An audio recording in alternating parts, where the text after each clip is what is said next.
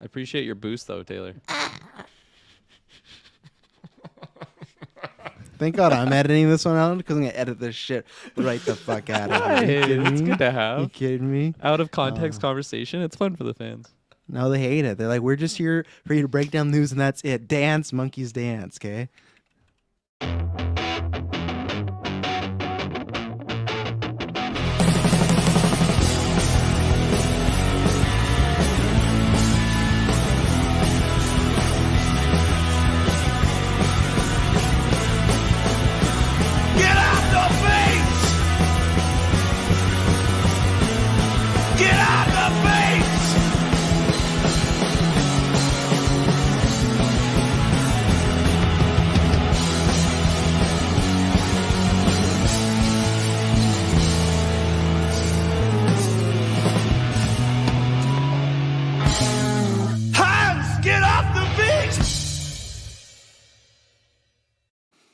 Hello, ladies and gentlemen, and welcome to the 460th episode of the GeekVerse podcast. I am the Disney Sucks Snail, and I'm joined by Darth Daddy Kirklin Patzer. I am the Inquisitorius Taylor Field. Travis, is there a comma between that, or is Disney sucking Travis tonight? Like, it just says Disney Sucks. That's my Disney name. And sucks Travis now. Okay. It's like he's talking to himself. Disney sucks, Travis. Jesus. No, they would apparently what they pay for. They don't want any men being sucked by any other men, but that's a whole nother topic. So, ladies and gentlemen, this is a newscast. We've had a very, very fun week. We just had our second biggest episode of all time. Hit that in 5 days. A big thank you because I don't know. I have to look. There's just tons of stuff going on as far as like stats and whatnot. So I haven't looked at one of the days might be one of our biggest, if not in the top, and you had the review. It's our second biggest one. So a big thank you to everyone that's been checking out our content, things like that. Really appreciate it. The Batman review just continues to soar. So check that one out. We got After 9 coming up this weekend. That's going to be Sunday, 9 a.m. PST. So you can come watch. It'll be on the feed eventually, or you can come join I'm skipping to it first there, by joining Patreon because you get ad-free exclusive early episodes. Also join the fun because I know I want to talk to everyone about what they thought about the Batman Obi-Wan trailer. We might talk about this Ryan Coogler situation, apparently on After 9 we discussed. Lots of good things popping off there, or bad things, really. But yeah, I'm trying to think what else. Harry Potter Retro is going to be dropping in a few days here. We had... Taylor, can you pull up that photo that I want you to pull up here? Because, thank you very much. So we had the GeekVerse Gauntlet the other day. So it was, lots of big things going on. Taylor in a Halo match with Dylan, who Dylan in this photo looks very impressed. Kirklin Patzer, this is maybe like the mini trial of Kirklin Patzer. Kirklin, I want to ask you. Trial? What are you talking about? I've talked about this last newscast, but me and Kirklin did the sports title match. He won. Quotations for square. people. Quotations. He won. Now, here's the thing. I 100% admit NHL, you creamed me, right? Most times we're always close. That one, you creamed me. But I just want, it's kind of like a, what do they call, like a Rorschach. Can you count how many fingers he has up, Kirklin Patzer? Can you just count that for me, the ref? Because we played boxing next, and when you hit a 10 count in boxing, the match would be considered over. So, no. Before you say so, just can you count? How many fingers does he have up? Well, you said how many fingers does he have up, and I'm counting like 9 maybe. If you look at his far, in our perspective, that'd be his far left pinky. That was right. They're like snapped. I don't think that would be up. I feel like he's pointing to the left, like it's about to be up. Like he might have a deformity, so you can't hold that against him. I'm not holding it against him. I'm not the one complaining with this gentleman's call. Look, he's wearing a bow tie and everything. He's a professional, and I respect his call. And at the end of the day, it doesn't matter how many fingers he has up. It's his call. He's the one ending the match. It doesn't say it doesn't matter if he has 11 fingers up and then he says 10. It's this gentleman's call. I think Taylor either has both hands up or he's just praising the Lord. Cops are coming into his house right now. Hallelujah. All right, give her that photo, Taylor Field. So I was just looking into how it works with this. So it's called a 10 count. The boxer who is knocked down is still down when the referee calls the count of 10. The referee shall wave both arms to indicate that she has been knocked out. So it sounds like when it gets to 10, they say 10, and then after that, it's like, okay, they're knocked out. But so they count 10. I'm saying that he just got by in like a lucky video game glitch or something like that. I think he gave up in that match, honestly. You go give rewatch up. that. This guy walked away from the controller. He probably had at least a second Get Taylor out of here. 1.25. He's supposed to be my. Surprised you didn't He's the kick worst. me out of this. He said, "No. You're not. You're not my team's title partner. Taylor is. He does not support me at all. I wanted you to fight. I would have grabbed the controller for you, but I couldn't. Well, you know what I wanted you to do? Not fucking get destroyed by Dylan Musk. But guess what you did there? Oh, the settings. That's the problem. Get out of here. Me and Kirklin go back. You're talking about settings. No. Me and Kirklin. Well, then let's bring it up. You say I'm fraudulent. Me and Kirklin talked about it before, and we both said just eat each other alive. We both said, Dylan, we're gonna defend the title successfully against Kirklin and Saris. Don't kid yourself. But me and Kirklin both said, you know what, we think Dylan got this. And lo and behold, you really, if you what? Here's the thing. Other than an NHL match, Kirklin can admit this. All matches we've had have been dead close, other than NHL. Whether I've beat him, whether he's beat me, it's always, you look at that first time match. No, but look at the first time match we had with UFC, with Madden, with the one that you beat me. You sluggers. I feel like it looked close on paper, but I knew I wasn't going to lose that. I had, but if you go back to sluggers in the Toadsworth, but in the last innings, I was hitting homer after homer, and just if it wasn't for Toadsworth, I would have. But you can go back on the YouTube video and watch every Kirklin Travis match. Every match, like especially not this one, but that last one, every match was by 1 point. FIFA Street, this NHL, yeah, he got me there. That was a fucking janky game mistake on my part. But even this one, very close. I can say me and Kirklin Patzer, he definitely has the wins over me. I'm going to get to that in a second. But here's the thing. At least they're close. At least I can go, you know what? Just one button press and I could have had him. You better fucking show up, because I'm going to grant you a rematch at some point here. And you better show up, because you're saying, oh, the settings, blah, blah, blah. I don't believe it. I don't think it is the settings. I think Dylan just whooped your ass. I think Dylan, when he's motivated, is a monster. And so when you get your settings and you get to make the match, you better make it close. I'm not expecting you to win, but make it close at least. Let me tell you right now. At least me and Kirkland's match the whole time, people were wondering what's going to happen. They knew you were losing from the start of round 2, Taylor. You let them have it. All the viewers, all the listeners, now, if we get a match again, not limited to just his battle rifle mumbo jumbo. It's going to be I'm not talking energy weapons or anything like that, but just a clean, basic map with the weapons that you get. It's going to be. It should be like the shittiest weapons in the game. I think that's a good. I would take the shittiest weapons. The battle rifle is not the shittiest weapon. No, that's like the prime. The battle rifle and then the pistol. I feel like that is like a staple of like S tier weapons in the Halo series. So. Give me some just bullshit. I don't even know, like an energy rifle. Energy pistols and regular magnums. Yeah, the energy pistols. Yeah, that's a janky system there, but yeah, I want to switch up of the meta.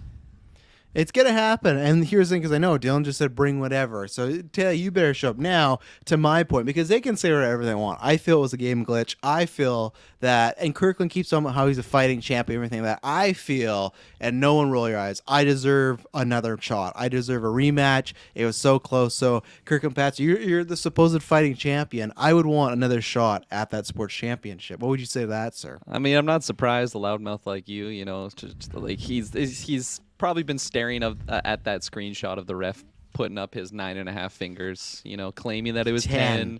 Look at the YouTube video, people. It's 10. He probably wakes up in cold sweats, and that's just the effect that I have on people that think they can come at me, because they get so confident, especially someone like Travis, that they feel so confident that they can even stand a chance, and then I just 2-0 him like I did there, and I'm not surprised. I feel like just me as a competitor, I do want to just have a challenge there, but at the same time, what am I gaining by accepting this? I feel like Travis really has to either have a cash in, pay me some money.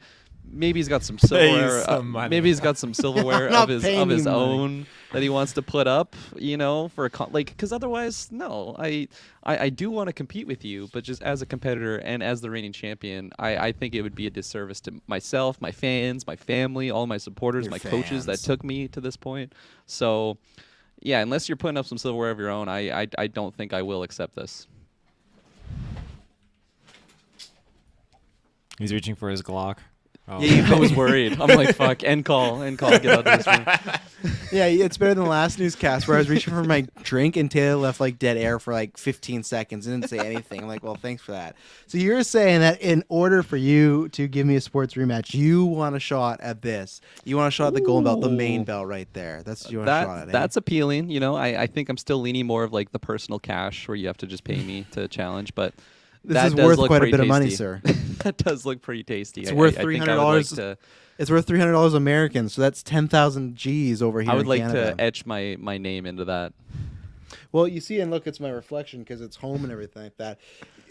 But you see, so when you're talking about like a title for title. If I win, I get your sports title, and then if you win, you get my world title. I was kind That's of what we're talking pitching about. like this is just your buy-in. You're just this is No, to even I'm just not compete giving you with my me. title for a bell, and because here's this I can admit 100% that yes, Kirklin Batzer maybe has the edge over me in sports. I know I could beat him. I know I can beat him.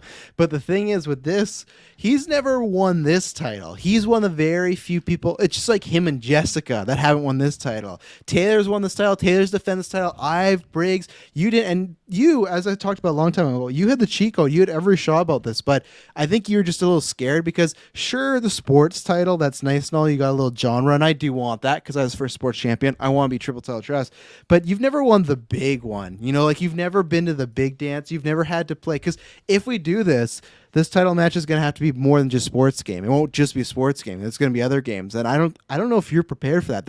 That's my arena over here. I'm 2-time champ. Defended it. I think I got to 3 meet times with my now. legal team, my coach team, but as of right now, yeah, I want to jump on that. I would go out of my comfort zone, play some games that I don't live and breathe like the sports genre, because I don't know, it's exciting, but That and when Warhammer.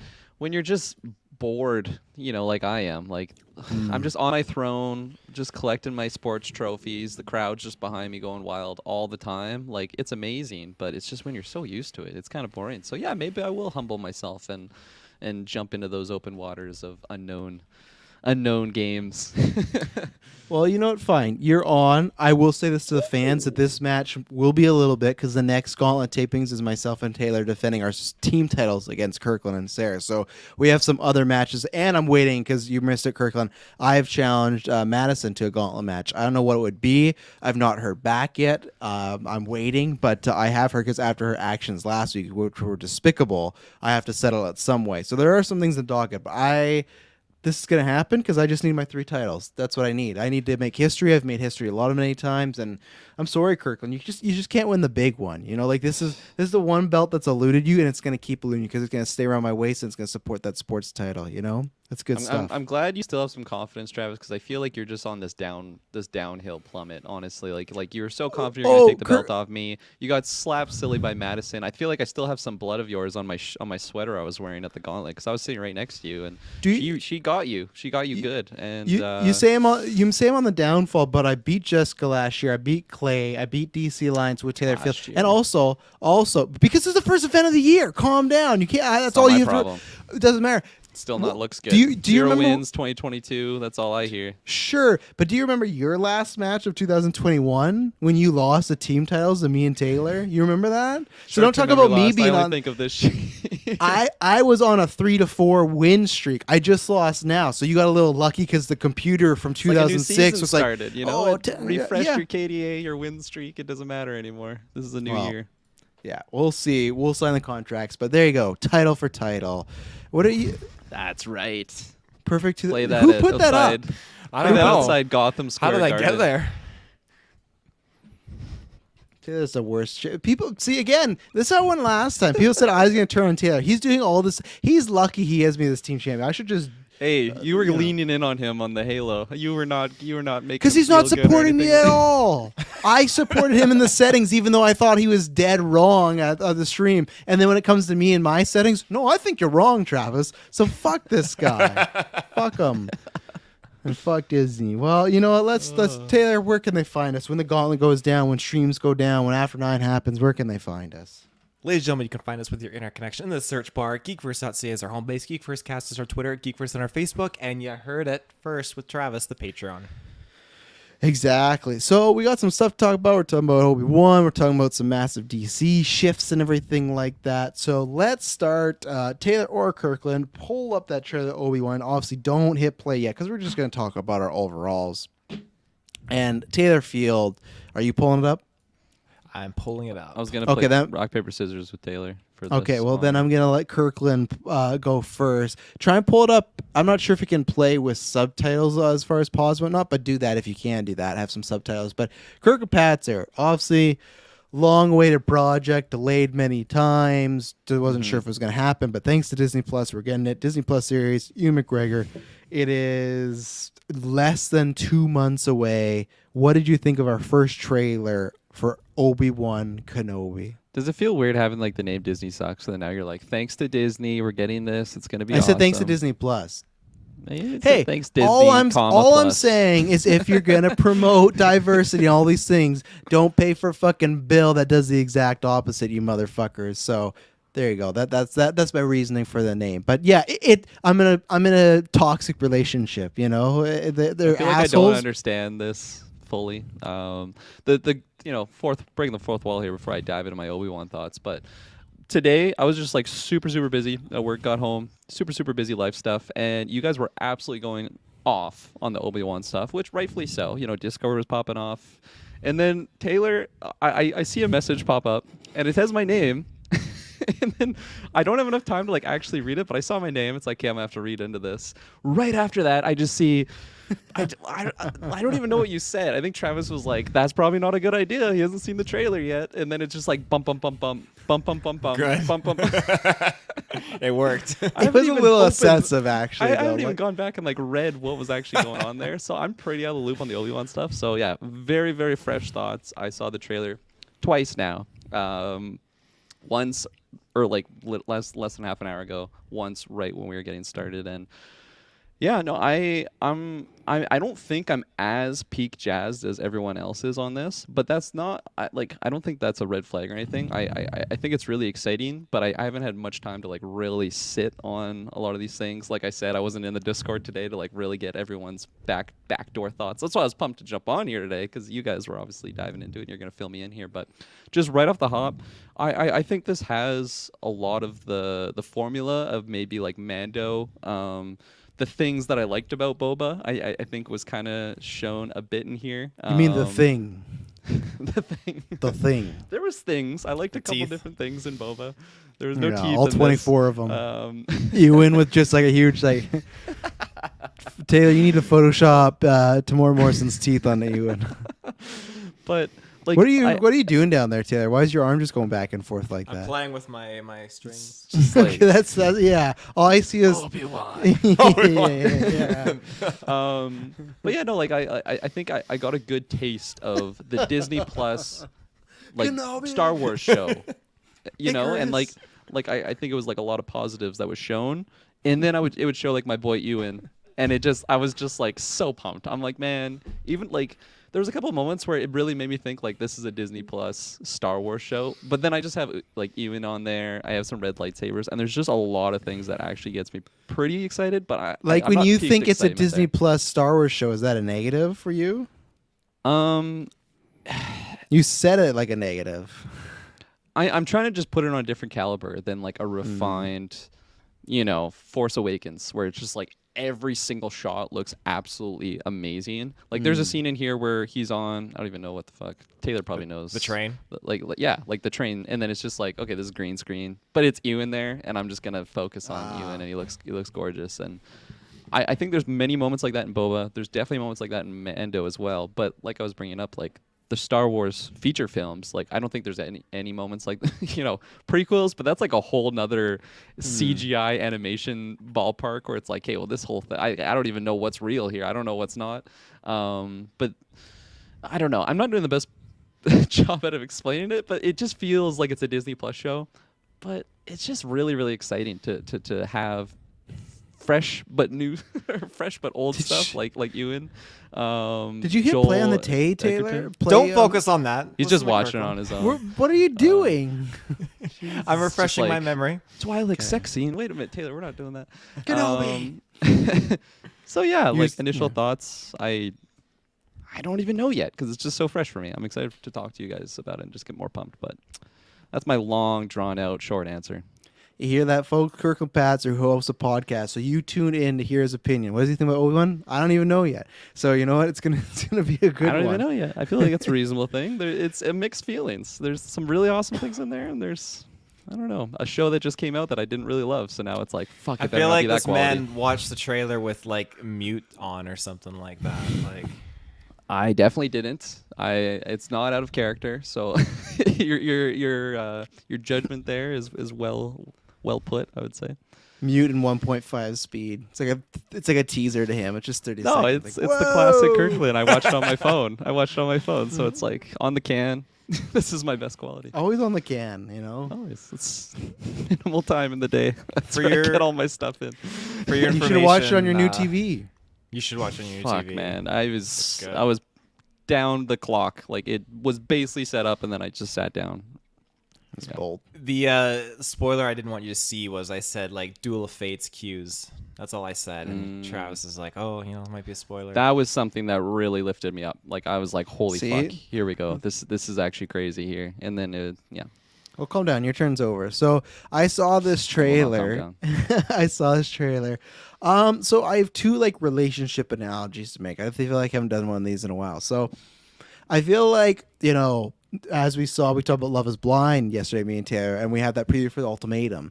I feel like that's where I am right now with Obi-Wan, where the pitch of that show is you're showing it with a couple, and you don't know if you want to get married or not, and there might be some other couples there, and you're going to mingle. Take out that part, but the whole, like, wanting to get married, settling down stuff, that's where I am with Star Wars right now, because I just go back and forth with it so much to like an extreme love. And when I say extreme hatred, I don't mean like, I know what I'll say? Extreme disappointment. Because extreme hatred is me making red eye thumbnails about I hate you.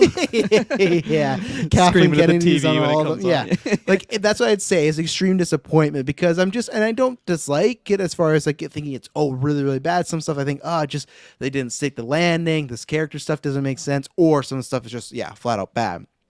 So that's where I am. And I also feel like Star Wars right now is like the honeymoon phase for every relationship. And everyone knows what this is like. When you meet your partner for the first time or just any person you're dating and it goes off well, for those first like 3 to 6 months, you may think this is the person I found. This is fantastic. And then, and maybe if it's less than that, even like 4 to 6 weeks, whatever it may be, just that opening part. And then when things start to go bad, you go, oh man, it's going bad again. And then you break up, you meet another one and you're like, oh, this is going well. And luckily, met my new significant other, met my girl.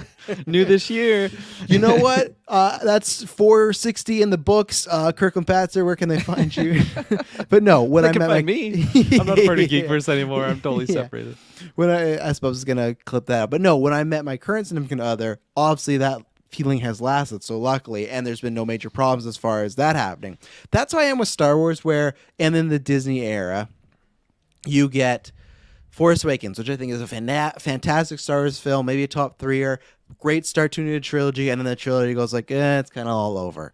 Then you get Mandalorian, which I liked, and then I got season 2 of Mandalorian, which I thought, man, this is I love, great Star Wars, can't wait to see where we go. And then we get Boba Fett, which just shot me in the leg, and just like, yeah, you're excited for that, weren't you? Well, you shouldn't have been.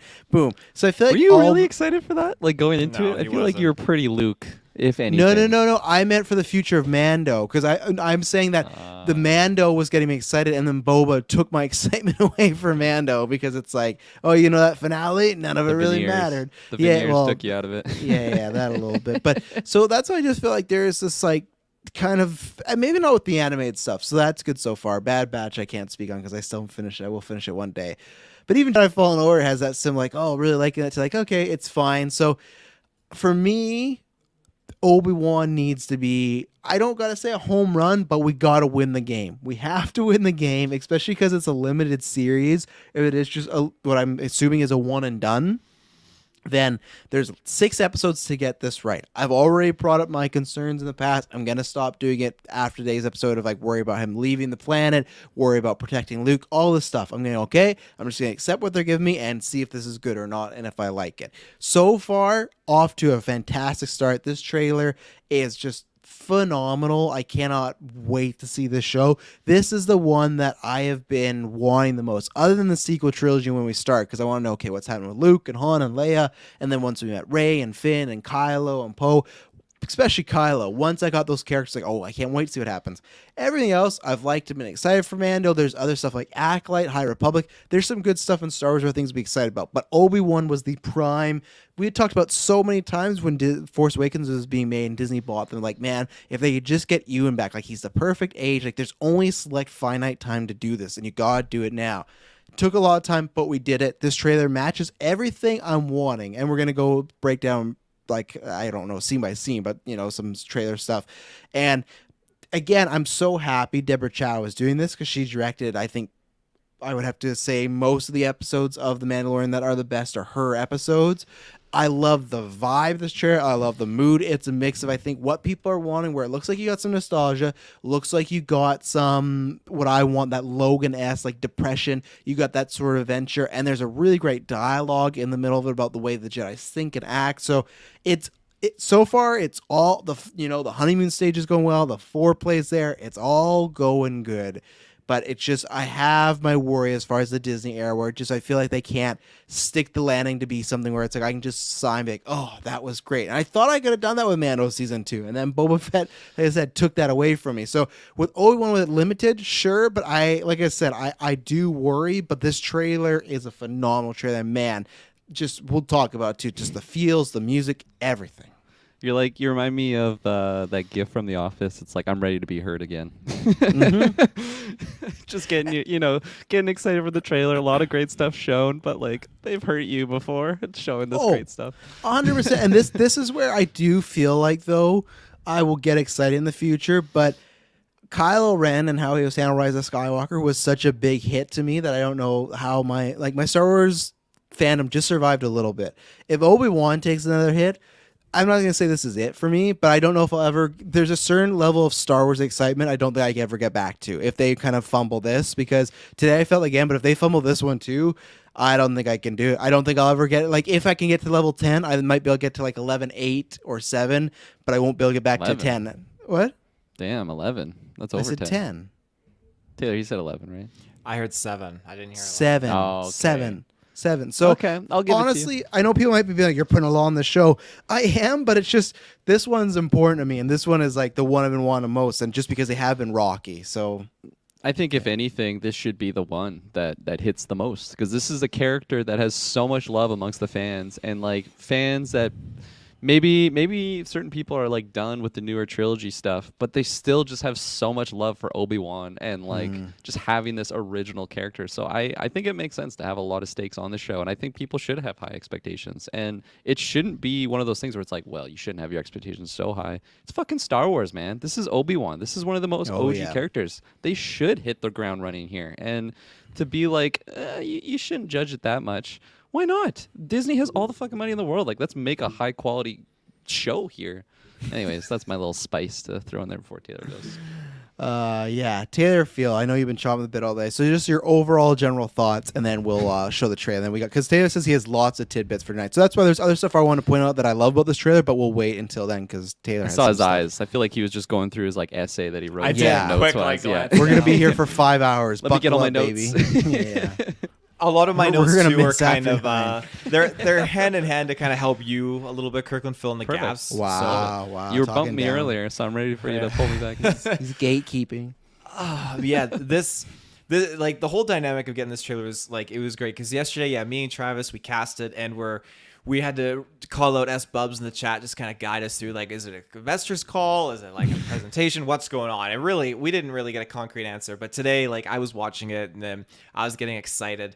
And I know, Travis, you're like, oh, don't get your hopes up. And I'm like, well, the fucking Empire Weekly put out the images. It got me excited. I don't know.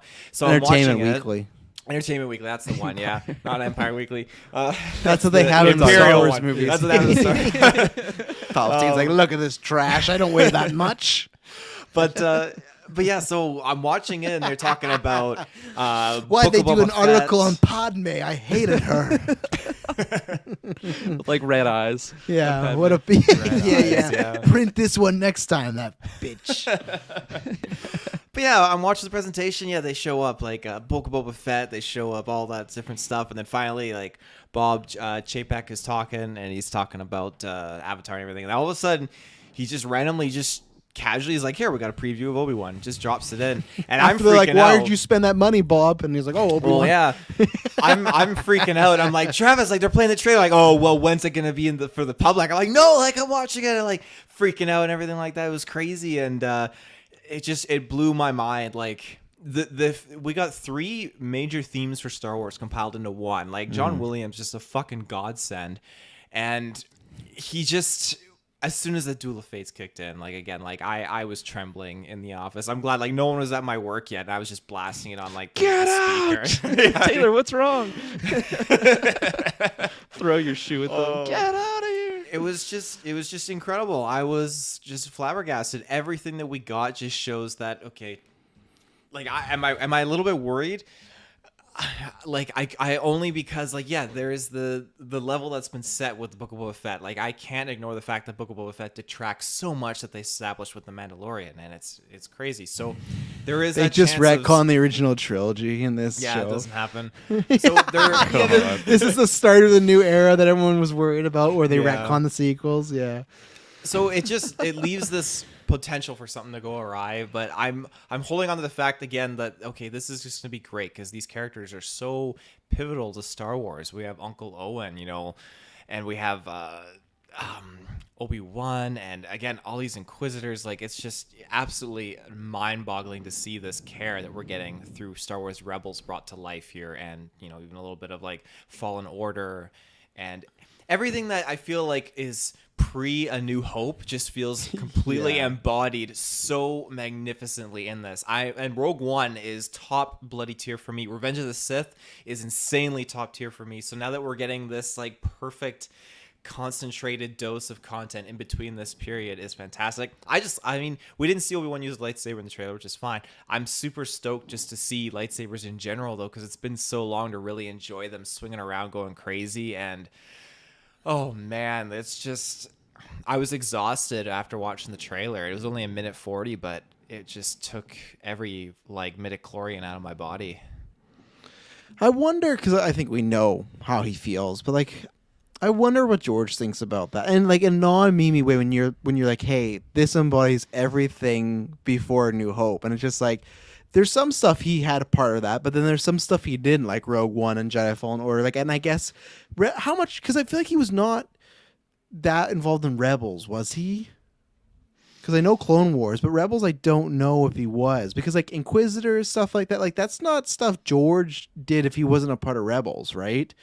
So I just don't know. No, I don't think I do think he had, because again, his boots on the ground was Filoni at that point. Like a lot, like Filoni had a lot of that kind of discussion with George, and again, they got into a lot of different concepts with like Inquisitors and what is the I can't remember, the father, the daughter, and the son. The brother. The Holy Ghost. God. No. What is the term for that though? They call it fuck. You know it. Me nuts. You're trying to think of the planet, aren't you? Right? Yeah, that's like the overall it's- term for It's like them. the heaven and hell. Oh, it's Morlal or more. It starts with an M, yeah. Mortis. Thank you. Boom. 10 points to Gryffindor Yeah. there.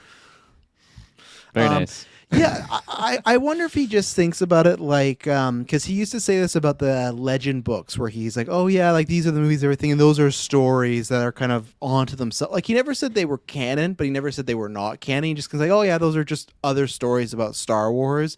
But I imagine that must be the way he does it, where the films he directed, that's what the story is, and the other ones are just, because not to like discount anybody's work, but the other ones are kind of fan films, right? Like they're high budget, the biggest fan films of all time. But like technically, if you did anything without George, it's a fan film because it's not his, right? The I'm whole not sequel trilogy is a fan film. kind of right. It's not. So they but bought that- his scripts and they just threw them out. To But use then them. you run that awkward thing, right? Like there's part of his scripts had like a character like Rey, right? She had a different name, but it was very similar. And like Luke was in a HUD and stuff. That's a conversation for another day. But I always think about that when you just like that statement just made me think like, yeah, I wonder what he does think about this. Like it's taking things that he didn't create, not all of them. Like I said, I'm sure there's some, but things he didn't create and kind of meshing them together with things he did create as far as like I think to me the sequels are different because it's like, oh, that's a new story and you're spinning off, where this is like, no, this is informing people. Like my kids will watch this and be like, oh, this is what happened before A New Hope,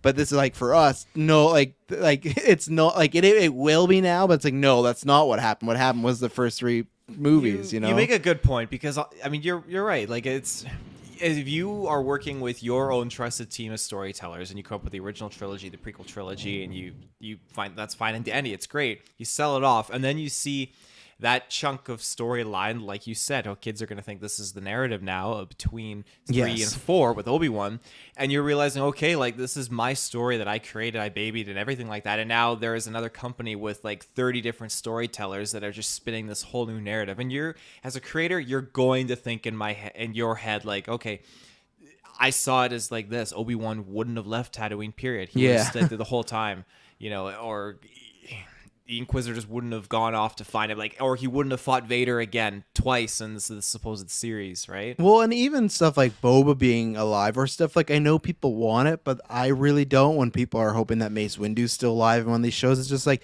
I don't want every character, as much as I bag on George, I don't want every character that George killed in his movies to just like come back because he's cool. You know, Darth Maul works a little bit because he was helping with the Clone Wars, so that was a him call, and that was a George thing, that was a George call, so it's like, that's fine, but it's like if you bring back Boba and Mace, so it's just, it is interesting, and that's what always, but again, you could almost do it the same way that they do these Halloween movies or Terminator movies, where you just pretend that, you know, there's different timelines, right, where there's like the Jamie Lee Curtis from the original, there's Jamie Lee Curtis from H2O, there's the 2018 one, so that's what you really can do, and if this stuff sucks, I will, that's what I'll do. So any top level thoughts before we start going scene by scene here and looking into some good tidbits that I'm sure Taylor has? There was some ghost looking dudes that I have no idea who they were. Initially, I'm like, holy fuck, here we go. We're just getting like Darth Maul without the mask. This is a bold decision here. And then on the second watch, I'm like, okay, this is a completely different character that it's probably in Rebels or something. I have no idea who it is. I'm excited for Taylor to top on, but yeah, initially I'm like, wow, bold choice. Like they're just showing Hayden Christensen in the trailer and he looks like absolute shit because it's just like him without the mask. Why is Vader walking around like that in public? Yeah, this did get my juices going. Like I'm gonna finish Rebels now because I've done, I think, either 1/2 and 2 seasons, but I saw this, I'm like, okay, I know everything they're referring to in some of these characters, but like, okay, this is gonna get me going. So it is Rebel stuff. Yeah, I did Okay. Lots of Rebel stuff there. So it's in the dark times, Kirklin. So we're gonna take our first ad break, and then after that, we're gonna talk about the trailer and break it down. So we'll be right back. And we're back. So we'll pull this up now, Taylor. Now go ahead. Obviously, if someone wants to pause, just say pause. Do you have subtitles on? Do you know? I do. Okay, perfect. So just so we can. He just mute himself. I think he did. It was like mid conversation. Yeah, hit play. I thought I was gonna sneeze. Oh, no. How's it make? Like I Taylor asked you to hit hit play. I'm so confused. Okay, so we're not getting any subtitles, or are we getting? No, it's just showing. There's no. There it is. Oh, See, that was really delayed. It's like Okay, ominous pause right here. music. Pause right here. Why do we get this? So I have to. This is not exactly about the trailer, but it is. So yesterday we did a cast about the Unseen Arkham Prisoner and Joker, and Taylor made a great thumbnail. I asked him to do a thumbnail, and he knocked it out of the park. Now today, not that it's a bad thumbnail, but I want great thumbnail. Come on. 'Kay, Come on. It's yeah. great. But I want to ask you, out of all the shots in the trailer, why did you pick the one? I didn't want to spoil anything. I didn't want someone to see it. It's a trailer. It's a trailer. But I don't want someone to like. You picked the shot of him feeding the camel. That's the one you picked. It's a humbling shot. I don't want to just put the fucking Inquisitor on there and be like, "Oh, I didn't even see the trailer yet." No, even then, you could have just put that, like the last shot of this trailer when it's just like that big zoom in on Ewan's face. I did, and it was really like it was like. It was way too fucking zoomed in. It has like closed captions, Duel of Fates playing. It's like fucking spoiler. Come on. Yeah, I do. Oh, and also I want to show this up before we keep going because S-Pubs had said this. Judging by the amount of tweets on the Hello There tweet, I think this will beat Loki. I'm still not in that camp yet. I gotta wait because they didn't and I'm just talking about the premiere. We'll talk about this more, but they didn't show Vader. We'll talk about that end. So I don't think it's like a confirmed, like, oh yeah, 100%, because Star Wars is still kind of in a wash place. Boba Fett is still kind of pulling just like Falcon WandaVision numbers, so it's not getting up there. And I know it's Boba Fett versus that, but I also use this analogy where at one point in the world, what was it? 50 Shades of Grey had the most viewed trailer of all time.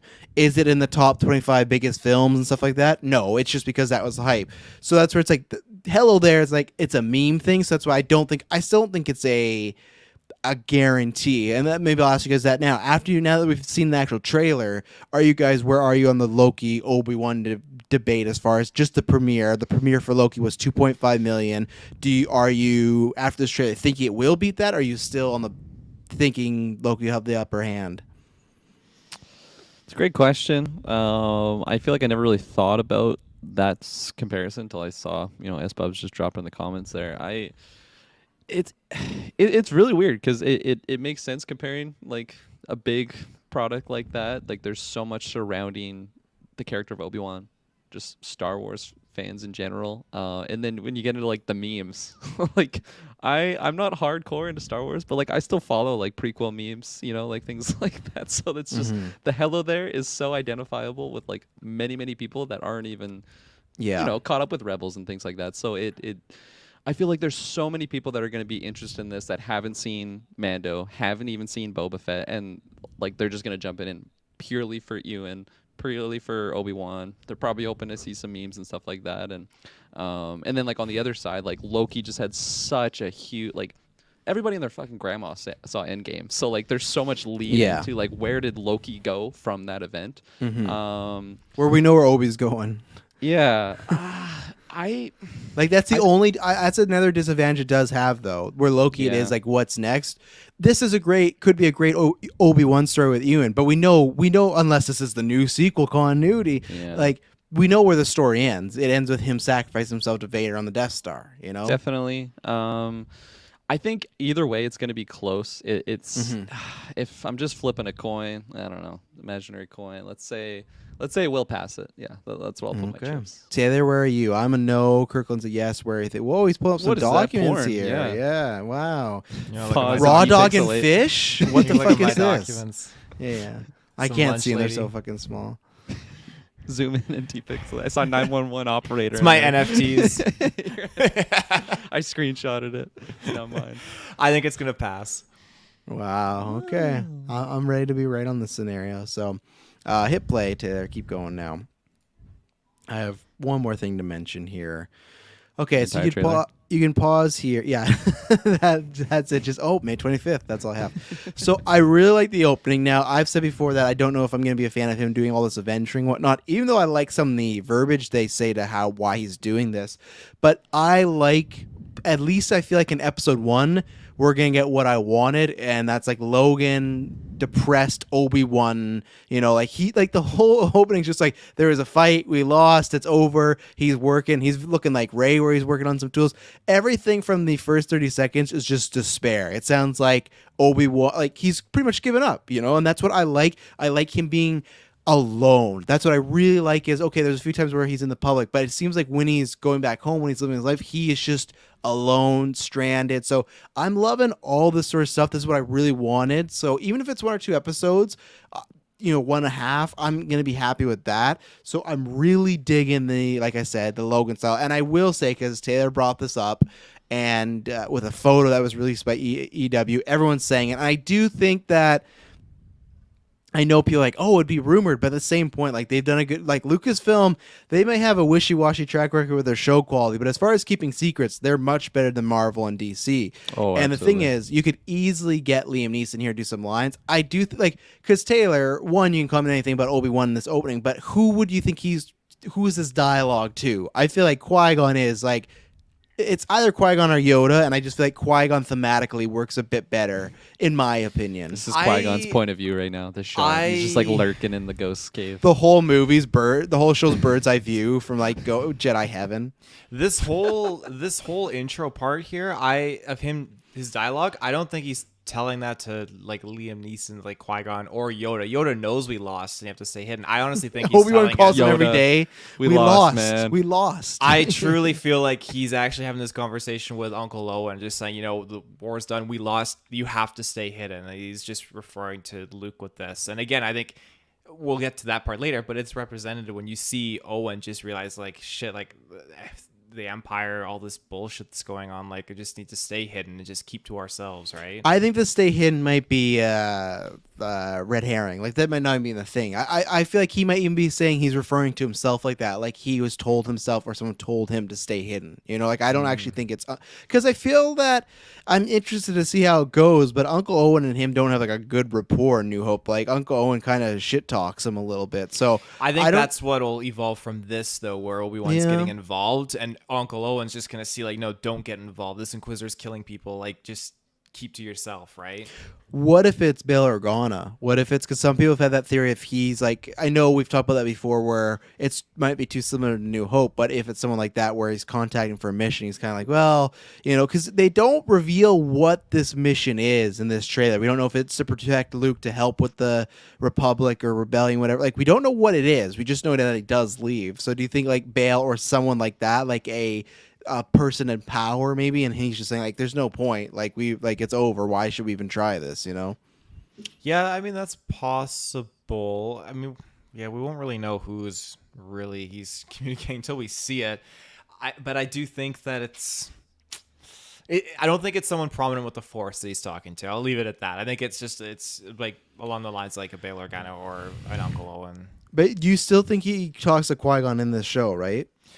I have a hunch that he does. Because, I mean, that's something set up with Yoda, right? Why wouldn't they capitalize that? How to commune with him? I mean, come on. That's why I just feel like it full-on is Qui-Gon, because I feel like Qui-Gon might be imploring him to go get Vader, go talk to Vader, go fight Vader, whatever, and he's just like trying to break it down of like, yeah, like we lost like the kid that you left us with, like, and I'm not going to say he's He going to just get that. rehearses his lines like, train the boy. Yeah, No. yeah.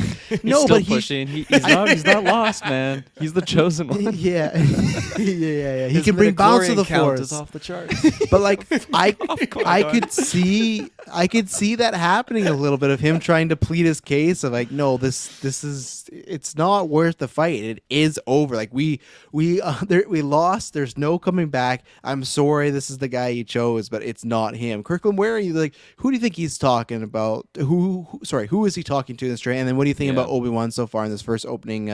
Just be very isolated away from things.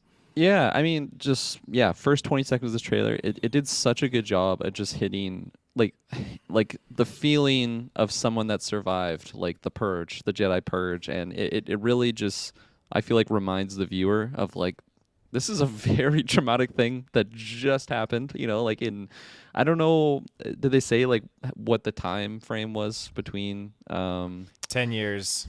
10 years? Okay, well, still. Yeah, like Luke's 10 looking years. about that. Yeah, 10 Yeah, years, it's I feel like it's still soon enough for like those wounds are definitely not healed, especially like everyone that he knew, like all of his colleagues, like just friends and people that he really loved and cared about, like they're just gone, and he just has to be a recluse and can't really confide in anyone on like those types of emotions. And yeah, first 20 seconds, phenomenal job at just setting like the feeling of this character and what he's going through. But for the conversation on who he's talking to, yeah, I don't know. I feel like my mind didn't even go to Qui-Gon. I haven't really thought of him much since episode 1. Wow. I mean, come on. This guy put Anakin... Disrespect. He's killed all those younglings indirectly through Qui-Gon Anakin. ruined it's Qui-Gon's fault. Me and Tiff talked about this many times. Like, I love Qui-Gon. It's the same way as like Boromir. Qui-Gon's a very interesting character, great character, but it was his fault. He insists on, like, even when the council was like, this guy's too old, he's like, fuck it, I'm gonna train him. It's just like, you were like, if you had just left Terrible this fucker Jedi. on Tatooine, yeah, he's a terrible Jedi. If you left this fucker on Tatooine, we still may have won. We still may have fucking won this. But no, he got so stubborn. Oh, we gotta train the boy, blah blah blah. And then imagine 10 years later or 50 years later when he's like, the Chosen One prophecy is not real. It's a fake thing. It doesn't even matter. It would have happened even without Anakin. Count Dooku would have been alive and they would have ascended. execute. I Order don't think 66. so. I really Yeah, don't. because think Count Dooku went and did the clone army, so the clones were happening even without them recruiting Anakin at the time, because it was 10 years Right. prior. So even then, with Dooku on that side, I mean, there you go. Yeah, but Dooku had like 5 years left in him, so he would have passed away just from old age. You know, like Oh, come on. Anakin had That's how long Palpatine lasted. that's a whole. That's different. He was fucking clones, as we know. That's a whole nother conversation. At least, okay, it would have gave the light side a little more good stuff of not having fucking Darth Vader, Anakin, super powerful guy. You know, but either way, Yeah, and just getting back to my thoughts on who I think he's discussing with this. Fuck if I know, man. I don't know. He could be talking to a droid, just someone to like A random vent droid. to. Like, I "We just asked you lost, for a drink, man." sir. Yeah, Yeah. yeah, exactly. I actually hope he's telling this to young Luke. We lost, man. Like, Yeah, the fight's over. Just, like, I fucking shaking chopped him. your dad in half, and he's split up. Fuck. Uncle Owen. Yeah. Get back here. Stay away from old Ben. Like, and I was talking about this again. I think with Jay Hayes in our Discord. Go join our Discord. I'm excited for the show, but man, just such a silly concept that he hit himself and Luke Skywalker, and he goes and hides Luke Skywalker, gives him the last name Skywalker, and what does he change his name to from Obi-Wan Kenobi? Ben Kenobi. Ben Kenobi's also a fucking idiot. No wonder why his master Qui-Gon did not teach him well. I'm gonna change my name to Ben Kenobi, and we're gonna keep your last name the same. It's the spice why don't from Dune. Why the don't we- Tatooine just get into his head.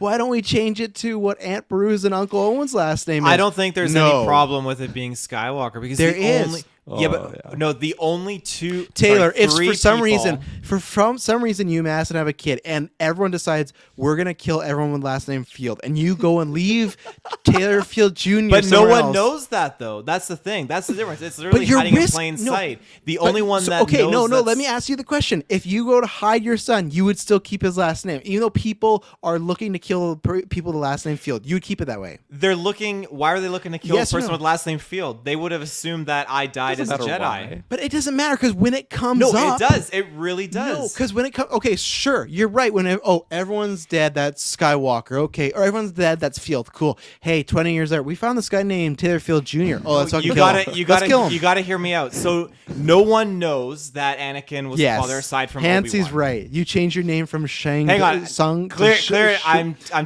the Sung talking to stick. I Sean. need to put this Okay, out here. I need sure. to put this out. So no one knows that Anakin and Padme had kids together, except for Obi-Wan and then Yoda. Sure enough, there you go. Sure, Palpatine knows. You can take that with you as well. But everyone thinks that you Anican go. died. Droids Hang on. know No, I'm not done. I'm not done. Let me make my case. Droids. Now, everyone thinks that Anakin Skywalker died as a Jedi. Hardly anyone knows that he is Darth Vader. So when you look at this, like, are the Inquisitors that show up on Tatooine hear the term Skywalker, like, oh, that's it, that's our target? No one knows and no one cares, because he could be, is he the son, or he could be a cousin or something? Who gives a shit? No one cares. He has barely any attachment to this character who everyone thought died as a Jedi. But why not? Just to be safe, for the shit's sakes of all, why not change his last name to Aunt I and don't know. If Uncle I could Peru? go back to the 70s and ask George, I would. But I honestly don't see it as a threat. It really isn't. No, it's not because the script doesn't say it is. But fuck, if you survived World War II and you were Jewish and like someone was hunting your last name, you're not gonna keep that last name. Or it's just like those fucking Nazis that ran away after they went down. They all changed their names. The Skywalker name wasn't like a huge target for the Empire. None of the commanders, the people on the Death Star, were like, we need to find all the Skywalkers and But eliminate it them. would be for Vader and Palpatine, and Obi-Wan Yoda would know that, you know. It would be, but how are they going to find that out, though? That's the thing. But they did, right? after they he did. blew up the Death Star, which is within reason. But guess what? If his name was Luke Smith, they'd be like, "Oh, who's this Luke Smith guy?" I guess I got. But they would still be attracted to him because he's a Force user and he blew up the Death Star. You blow up the Death Star, your name's going to be put on every milk carton across the galaxy. Sure, yeah. it is. But they're not going to be like deadly after him. If it's Luke Skywalker, that's your son. We They'll have to be get him. into We it. have to-" Even Vader was like, No. "Oh, the Force is strong with this one." You know, they're gonna be No. all up in that They- jazz. and here's the thing: they But Han Solo helped them. They weren't after fucking Han Solo in the Death Star. He also got those medals. They weren't He after didn't Han. blow They it weren't up after though. Chewie. It was But Luke's he got the proton medals. torpedoes that went in. He got the medals. So if it was just Luke Smith, I guarantee you they still wouldn't have cared. They wouldn't have cared. They would have been like, we got to kill them all. Episode 4, his name is just Luke Smith. Holy shit, that Luke would be. It doesn't roll off the tongue nicely. Come on. Purely for story reasons, he gives him the badass name Skywalker. This is your protagonist. That's the reason why they didn't change his name. I know, but that's what I said. At the end of the day, it's they're not gonna stupid. be thinking about this in 30 plus years on GeekVerse podcasts. Here We are, and that's what made them fire them. They're like, why'd you name him Skywalker? And he didn't have an answer. Like, we can't use you for episode 7, George. We're sorry. We don't need this. Hit play. Let's go. We're an hour into this podcast, and Who's we've next barely to him talked about there, the trailer. by the way? What? Qui-Gon. Okay, pause. A fun little scene here. Everyone's done the memes already, but of him pretending to be like a pod racer like Anakin. I like that stuff. And everyone's like, oh, I wonder if we'll see Luke, like young Luke today. Well, we got that answer right away. So there you go. There he is. And then also great shot. I love this as far as like he is actively, until this adventure starts, seems like he is actively watching after the boy. And that's what I want. I still want a whole show of this kind of, but as far as we're getting some of the themes here, perfect. Love it. This is something too that just really got me like just jazzed of seeing Ewan, and he's at the perfect age, like in real life, to just be portraying this character in this point in time in the story. Like it's just, man, the stars aligning. Fuck you, he looks good. He looks good. Like you can see I don't know. I know they're just different actors, but you look at this and you just see that original Obi-Wan. Like it's just freaky. How that kind of yeah, they're different actors, but it's like it's freaky. Like you look at like his face, it's like shit. This is some fucked up shit. Shit, bro. That's like shit, fall? That's like September.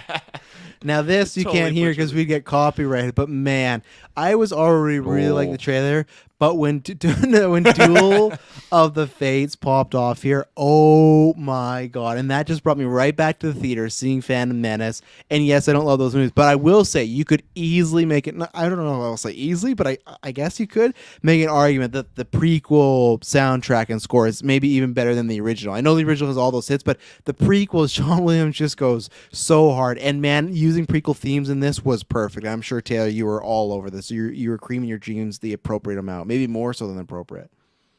I mean, what's more to be said about than the fact that that just popped off that track and it was just absolutely legendary. Like I wasn't expecting it. It was just an absolute pleasant surprise, and it just goes to show John Williams just look at that. There you go. John Williams just lighting the way. Someone should set that. Just save him. Like we don't want him to die from fire. You know. Okay, I guess people were literally just using that for fucking Michael Giacchino like 2 days ago I know, for the Batman, it and now makes the rounds. God, The who's template. next? And like with Duel of Fates coming in here, definitely the most recognizable song. Like just speaking for myself, like in the entire Star Wars Really? mythos, honestly, More than 100%. just Star Wars, the main theme. Okay, maybe not. Maybe you got me there. But and then this is where I saw like again, I don't know this character. He must be an Inquisitor or something. But I'm like seeing Anakin without the helmet. I'm like, okay, we're just gonna have this battle on this trailer. Like, what's going on here? And then you just see like the lightsaber spinning around. Again, this is watching it on my little iPhone. Definitely recommend for a first time viewing. Have a larger screen, but hindsight. 'Tis his life, you know. I like the logo being dusted away. I know The, people are like, oh, Infinity fuck War Tatooine, snap. but I'm happy. I'm happy for Tatooine to be back for this. It's vital to the story. So, Taylor, you paused here. What ship is this, Taylor? What's I don't know, but it the looks like class? the Kamino Saber Dart is what it looks like, a kind of it there. So I wish I knew the name though, but it's just one of those Inquisitor drop ships, I guess, as they used to fly It's around. Caminos. Fuck. And this tower, I don't know what it is, but I fucking love this Oh, design. I got the notes. They're I like, got the notes. oh, okay. We got the notes on that, but not what the starship is. Come on. You also got Hillary's emails in there. Only half of them, the ones she didn't get rid of. Shit. At least half. That's pretty good. Now, I have to say, shit. That's like September. So, are you going to talk about this tower now, Taylor, or are you talking about that later? What do you want me to do? The floor is yours. Fuck. Maybe I'll go through my relevant notes attributed to these for Kirklin's sake, so he gets the visualization, and then the extra stuff I'll go with after. Okay, so Kirkland's probably not going to be able to chime in on this because I think he only watched it twice, but maybe he will be. So what I was going to bring up, I brought this up to you because I think there's some trailer trickery. I could be wrong. I'm not going to do a trash told you so, but I think it's possible, especially with what he's been fucking saying the past few weeks. But you get Ewan's dialogue, right? And then you get this dialogue here, and that transitions into all the action, everything like that, and the dialogue continues. What I'm proposing is that the dialogue in between this and the third one, the second part, is not the same guy as the third. I think it might be Palpatine. And I actually didn't even look on Twitter to see if other people think about this, or are thinking this, just because it has that like raspy, like wipe them out. Like it has that at times, but then at times it does have like Gabriel there for a second. I got a little chill. Wipe them out. Madison. Golden Geeks, go vote. Madison / So, but anyways, it had that Ian McDermott type of sound, but then sometimes it didn't. And it's so funny because we just saw the Batman, right? And we broke over those lines of, oh, I like little riddles a few weeks ago. Right in the movie, it's like, oh no, it was just Paul Dano's Riddler, so that meant nothing. So this has happened before where you read into it, but I just have a feeling he could eat. If you were to ask me, gun to my head, if he's going to be in this, yes, because I feel like Vader would dialogue with him, especially if Vader gets the knowledge that Obi-Wan is alive. To me, it doesn't make much sense that he would not go and talk to Palpatine about this, just as far as just curiosity even. So I don't know for sure if this voice is his, but to me, I think it could be, and I definitely think he's in this show, even if it's just like a hologram. But to me, I'm thinking it is him because it sounds a little bit different when we transition to the other voice. So Taylor, because you were saying you kind of think the same way, or have you gone back on that? Maybe I thought at first, but I've retracted that. I truly believe it's the Grand Inquisitor talking. I don't see it being Ian McDermott. Like if the only thing we got out of Vader was just his breathing, then I guarantee they're saving the Emperor as like a low key reveal in the show. So do you think the Emperor's in the show though? I do.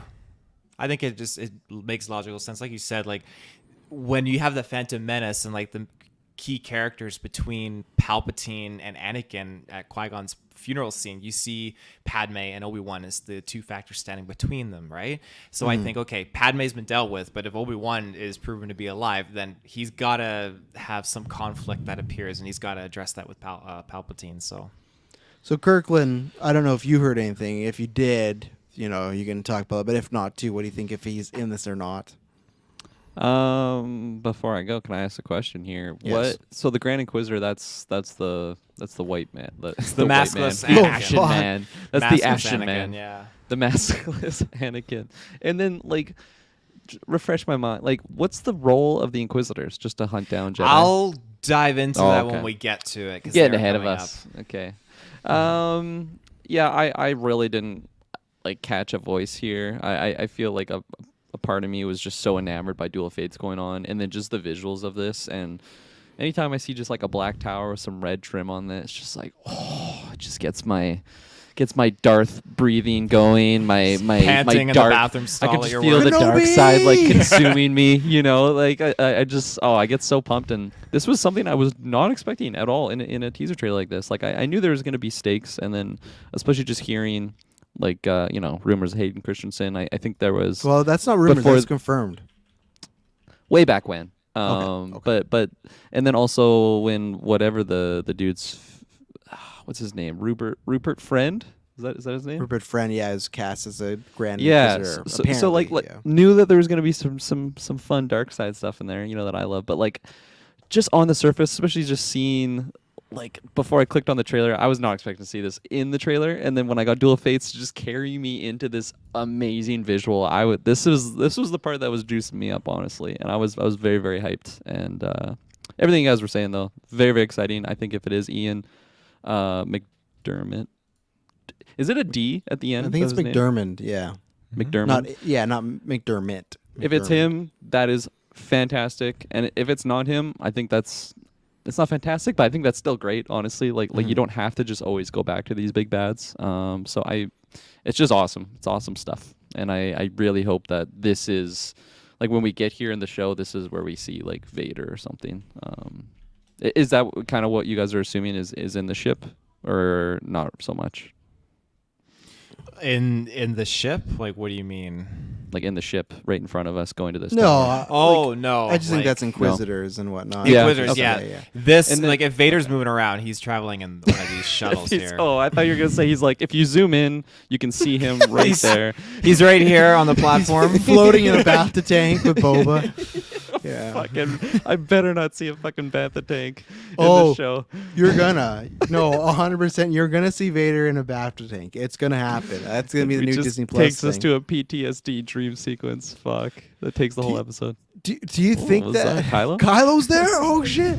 Do you think that would Vader pop up here? Because I feel like with the Inquisitors, He would be here, and we can confirm that because he was in here in Fallen Order.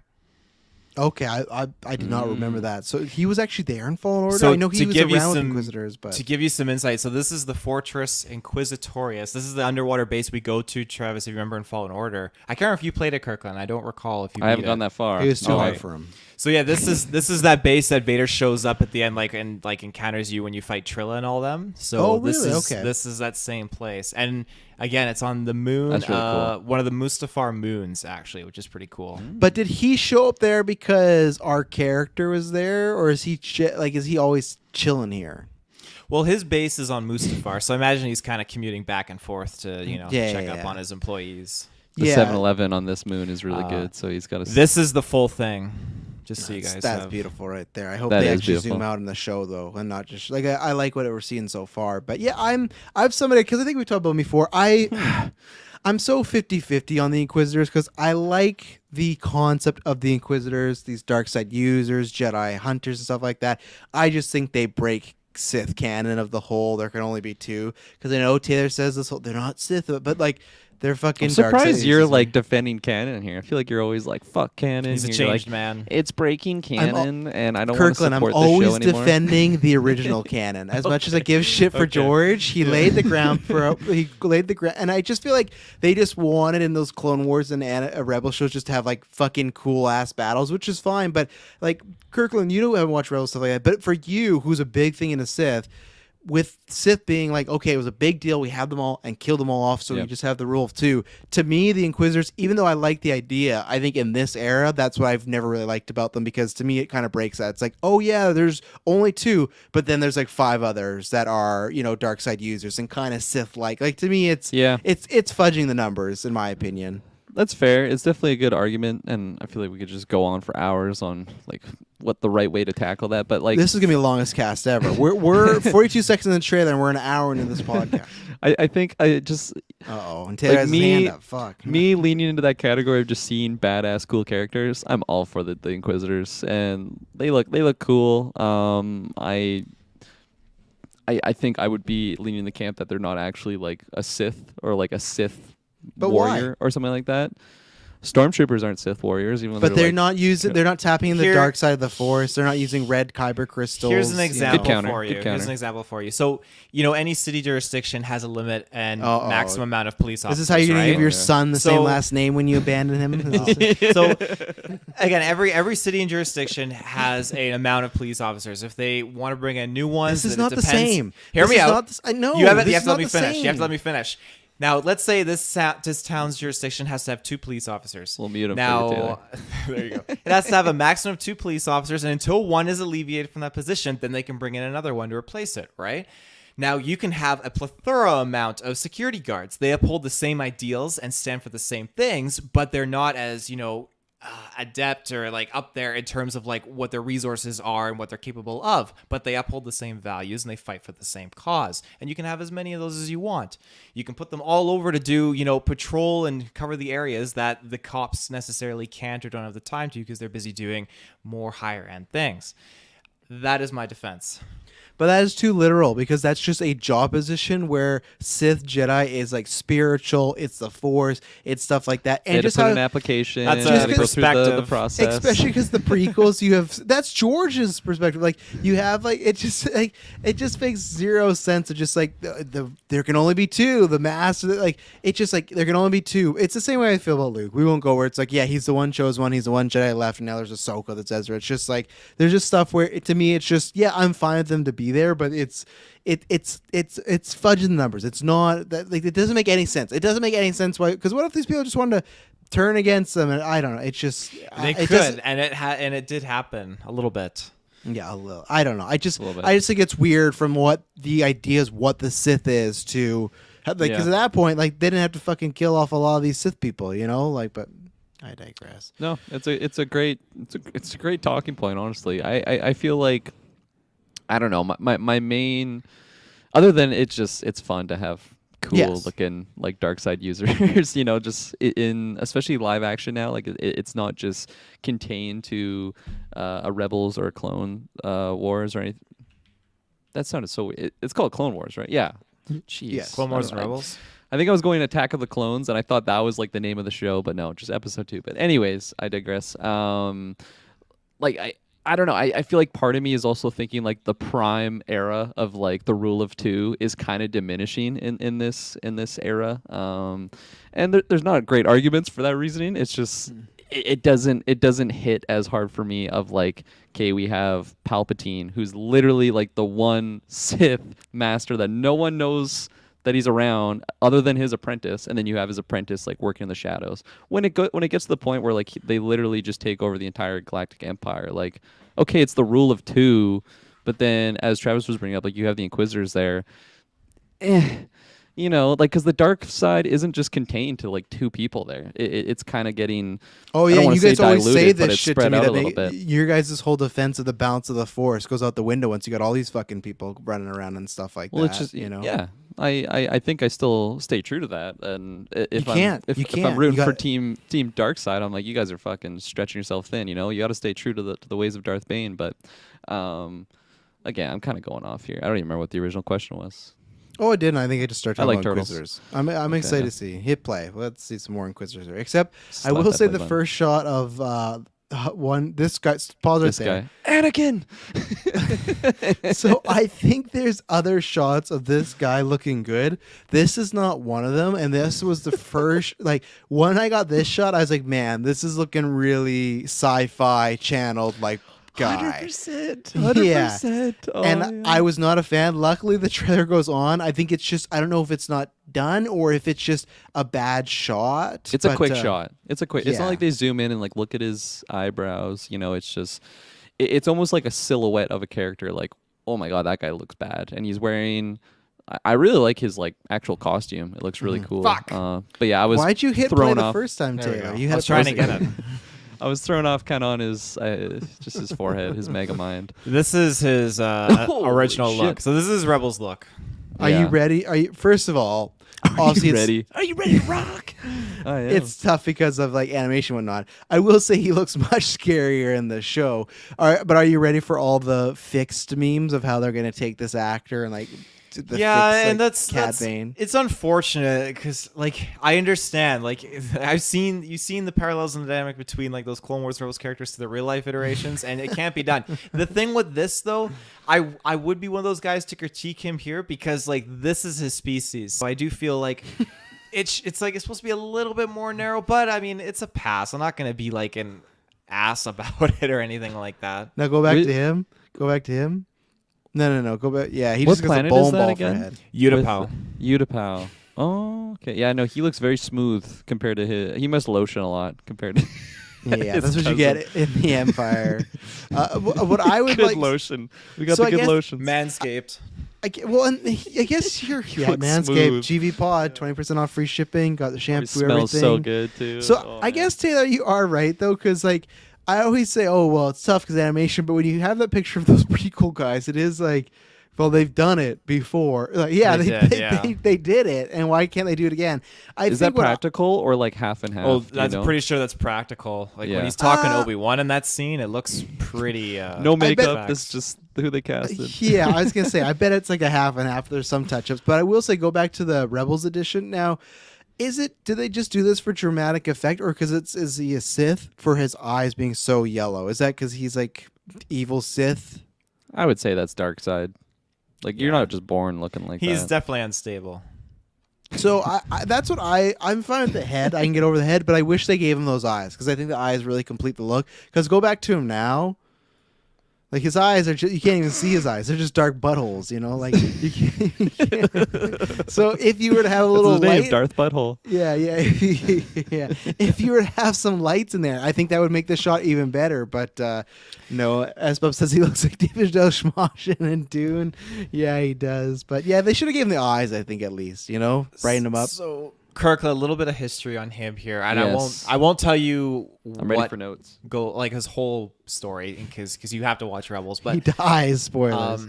Like well, every other okay, character. yeah. Okay, every character in this show is dead. No, not all of the in the show possibly, but not all the Inquisitors are actually confirmed dead. Yeah, which and is that's very in interesting this thing. show that we're seeing. Obi-Wan, We Darth don't Vader, know. Palpatine, Uncle Well, Owen, Luke. the Everybody's Inquisitors dead might still be now because we're in the alive. dark time still. Some of the Inquisitors might still be alive, but Yeah, find Ahsoka on some buttfuck nowhere planet. the Grand Inquisitor was a former Jedi Temple guard, so he's one of those dudes that is like kind of like Loser. guarding like the Temple library and stuff like that. And Travis is gonna die laughing here. No, not Chakotay. No.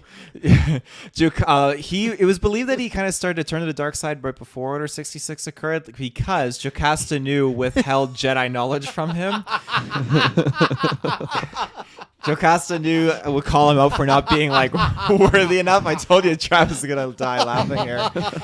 So he got pissed. Is this the And, librarian, Jocasta Nu? Yes, she was a Okay. Jedi, yeah. So she basically shut him out of the archives and wouldn't let him in. Stop. I don't want to know anymore. You're making this character so lame. He turned the dark side because Jocasta wouldn't let him into the His light. eyes Jedi- turned cat-like. The Jedi were instantly. He keeping was so secrets pissed. from him, yeah. God. It's an interesting story, but Jocasta wouldn't let me go to the library, guys. Fuck it, I'm gonna burn this place to the ground one day. Oh my god, everything about Jocasta Nu is the worst. I remember my world being shattered when I just thought she wasn't a librarian, but Taylor shared to me that she was a Jedi, and fuck, it's been bad ever since. Because fuck Jocasta Nu, one of the worst. If it does not exist, one of the worst character stars ever. But the fact that I wish you didn't tell me that this guy is pound around Darth Vader because he couldn't look at some books. Oh my god. hey, Jocasta Nu survives Order 66. She's in the comics. She goes toe to toe with Vader. It's a good story. But where's she now? Well, she got put in the ground. By Vader? Yeah. Yeah. I gotta read that comic. I just gotta beat off to it. Okay. Let's keep going on. Yeah, fuck Jocasta Nu. Streaming exclusively on Disney Plus. It's the train Kirkland doesn't like. Yeah, so right there, it doesn't look terrible, but like I've seen this in like Boba or something, like when they are clearly in front of a green screen, and he looks good, and His hair looks a little too good though in this shot. It looks a little too pomade-y. he's got good product, and Yeah. I just love their attire here. Just being resident. And again, it's such a nitpicky thing. I don't want to spend too much time, but like, look at that little alien guy 2 seats down. Taylor, do you know? I was what gonna race shut that him is? out, yeah. Yeah. No. I was like, when I look at the alien, like it seems very familiar. I'm pretty sure they were portrayed in Mando. I think. Like I can't recall. It's definitely not my area of expertise looking into the backstory of that specific alien, but yeah. Okay, go ahead and Very nice. Look at this room. Mm-hmm. Oh. It's red, hidden in the So static, okay, everything. so yeah, it looks like they are underwater there. Or underwater, yeah. Yeah. Fuck, that's dangerous. Why not put that up top? Like one splinter and he takes out everybody. It's the Force, man. The dark side just keeps them out. There's not even glass there. It's just their pure malice and hate just keeps the water away. I'm glad, Taylor, you showed like this like side by side of what the tower looks like from far away. I never would have been able to pull that. It's such a cool location and design, and I absolutely love like just the designs of these rooms, and even just getting back to like the Death Star designs of just like the nice polished floors. Those floors are clean. You could lick off of those floors. Oh, 100%. I'm sure they do. That's what makes them so sad. Well, before you continue, let's take our second ad break, and we're going to keep talking about Obi-Wan here and see what other rants or Jocasta news stories are going to come up. So we'll be right back. And we're back. Taylor, continue doing that trailer. So, I gotcha.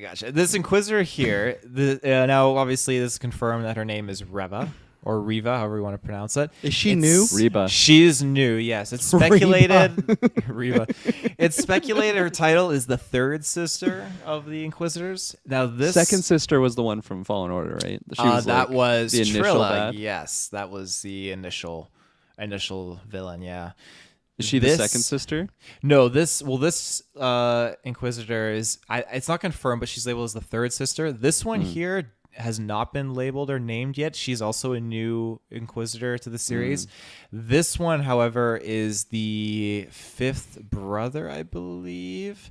And he's from Rebels. So here you see the Brady Bunch over here. the fifth brother is on the left there, and then I think that is on the right, the seventh sister. So another one of the Inquisitors. Like, how many Inquisitors are there in total?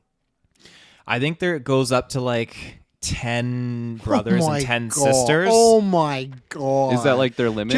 Or it's just oh. that it happened to have 10? I don't know, because I think it just happens because destroying George Lucas? a here. few of these characters were, again, they were Jedi Padawans. George probably loves this stuff, Travis. Come on. Listen, George, I know you wanted 2 Sith, but how about 22? A few of these, What? That's not what I wanted. a few of these Jedi that again No. were captured by the Empire. They were tortured. They turned to the dark side, right? And they were just turned into tools for the Why Empire. wouldn't you? Like, So come on. I would have just volunteered. exactly. I will Those say Poindexters. 4. I won't say who because I think it's definitely worth it for you to watch the Rebels at some point, Kirkland. But 4 I Inquisitors. really want to. I definitely want to. 4 Inquisitors are killed by Maul by his own hand, which is super cool. Spoiler. Yeah, there the specifically the which one was it? There was one of the brothers was actually dispatched directly to go and kill Maul right after Order 66, and the 6th brother, who is not shown anywhere here. This isn't any kind of a spoiler. Right after Order 66 occurred, he was sent out to kill Ahsoka, and Ahsoka just whooped his ass, and I would imagine that's so. what her lightsabers are made with, the purified crystals of his, I believe. Damn. So. Good little history lesson. There you go. Pause Oh. that. Yeah, some dark shit going on here. So I imagine this is what I'm curious to see. Yes, Taylor. Again, the Inquisitors are seemingly on Tatooine. All it takes, I know what you talk about the name, but all it hears is they just got to hear the word Skywalker, and they just like have like a recorder, and it goes back to the reports, and Vader hears that, and it's fucking over. But we'll get past that. But I'm very curious of the events of, are they there first and then Obi-Wan leaves? Does Obi-Wan go there and then they follow him? I'm very curious because I would imagine that this person is strung up and killed as an example, but it's probably an They could example. just be hanging there. Maybe they slipped and fell off a ramp and they're just Or they asking could for be help. being force choked or something. But either way, they're there to be an example and probably there to be like, hey, give us information or this is what will happen to you. So I'm very curious to see what this scene is. But yeah, it's definitely an imposing shot. Yeah, that's brutal. And there's the Inquisitor. Yeah, but Just keep going. There's some more locking eyes. important. So pause right there. How fucking lucky. Star Wars does they do a lot of bad things, but how fucking lucky are they that they just cast some random dude as Uncle Owen 20 years ago and then jump to 2021, 2022 when they're filming the show, and the guy who played Uncle Owen is one of the best working actors today and a really great director as well.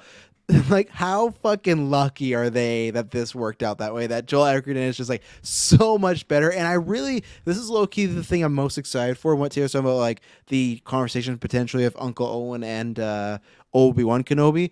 I hope that does happen because, man, a scene of Ewan and Joel having like a really intense, it doesn't have to be super intense, but an intense, dramatic conversation, that's money right there. That's two of the best actors just like hamming out. So I'm really excited to see what they do with him. I'm not expecting many episodes, but the fact that he got a highlight in the trailer to me at least feels like he's going to be in one episode heavily, because if he's not, then they could have just saved this for the show and they didn't need to show this right here. So I'm hoping we get some good Uncle Owen, Obi-Wan conversations, but I cannot wait to see Joel in this series. And I love that he joked about it for years, and they did bring him back. So There's some great ingredients there for just some phenomenal scenes. Absolutely. Mm-hmm.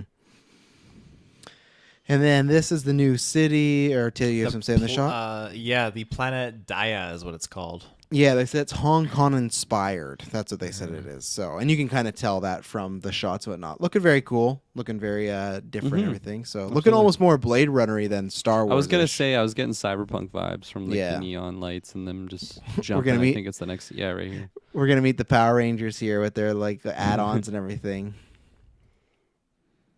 Taylor, you have something to say here? Or? No, Just am taking I it supposed in. to? No. Just there's just twice you've stayed paused on her. Taylor's infatuated, but go. We'll tell you when to pause. Don't worry. The Jedi code Tell is you like when an to inch. pause. He pauses.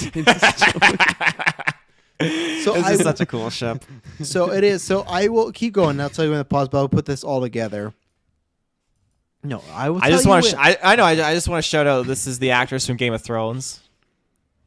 Oh, Oh, yeah. yeah. I Who can't played recall the- her name, but she the played one of mother. the Viper's wife. Yes. Oh, the Viper's wife. I thought she was the mom. There you go. She's a mom. I just keep want to go going a back little there. bit. There's a cool shot of the other Inquisitor there. So pause right there.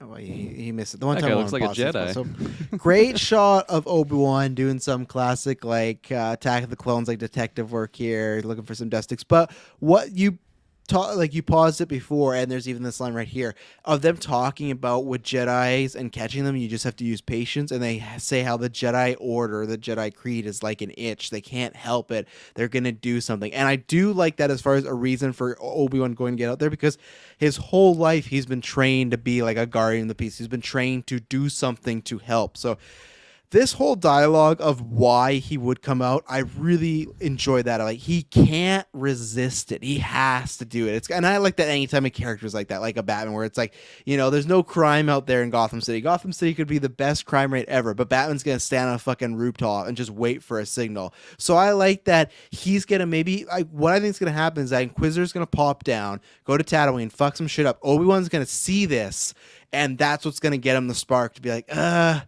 I hope the mission still is like valid for why he leaves, because I still feel like it's way more important to stay with Luke. But I do like this setup of like, it's almost like an addiction. Like, he can't help it but go out there and possibly help and do the right thing, even if it's better for him to maybe stay put, which I think that's what this show hopefully will maybe teach him too, is like, that's why he doesn't leave again. Hopefully we don't get the second limited series, Obi-Wan Kenobi, I don't know, Electric Boogaloo or whatever, but Back at it again. yeah. The Obi-Wan Kenobi Rises, all the sequels you can think of. So I do love that dialogue of how he just can't help himself and he's gonna do something. Especially how directed this is too. Like, they're not calling out like, hey, patience to find Jedi and stuff like that. Like, they have to do good. They have to come out and help people in pain or whatever. But like, it's not an overall statement. It's a directed statement with simply him, this Grand Inquisitor, saying he cannot help it. Who he's referring to with Kenobi. Got some droids there. Yes. So this, keep this in mind. I might revert back to that. But then this is a scene I want to talk a lot about here. Oh god. So Next do you hour know? right here. Do you know a lot of the discussions that are surrounding this, Kirklin?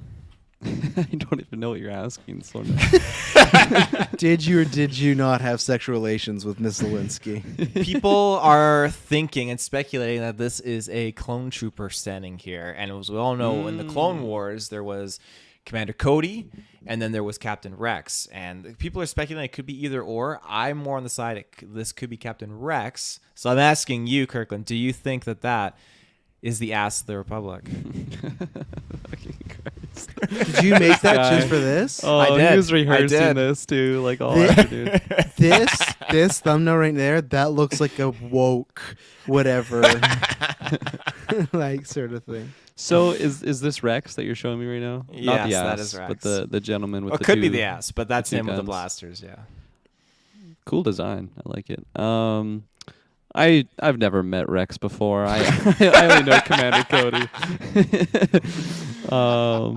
And I don't even know Travis? why he would be here. So Airdrop, Travis. It's one of them, yeah, because the rumors were that he, like, I know everyone's playing this game, and you said, like, even Taylor, your tweet, you're like, I suspect something's going on. It's like, yeah, because it's been fucking rumored for a year that Tamora Morrison was in the show. So, like, it's not, like, to me, a huge surprise that also there's a bald head in the trailer too, and it looks a lot like Tamora Morrison's. We just have to wait to see the teeth, and we'll get out that answer. But no, I do think it is like I don't know. It's the same type of rumors that we heard.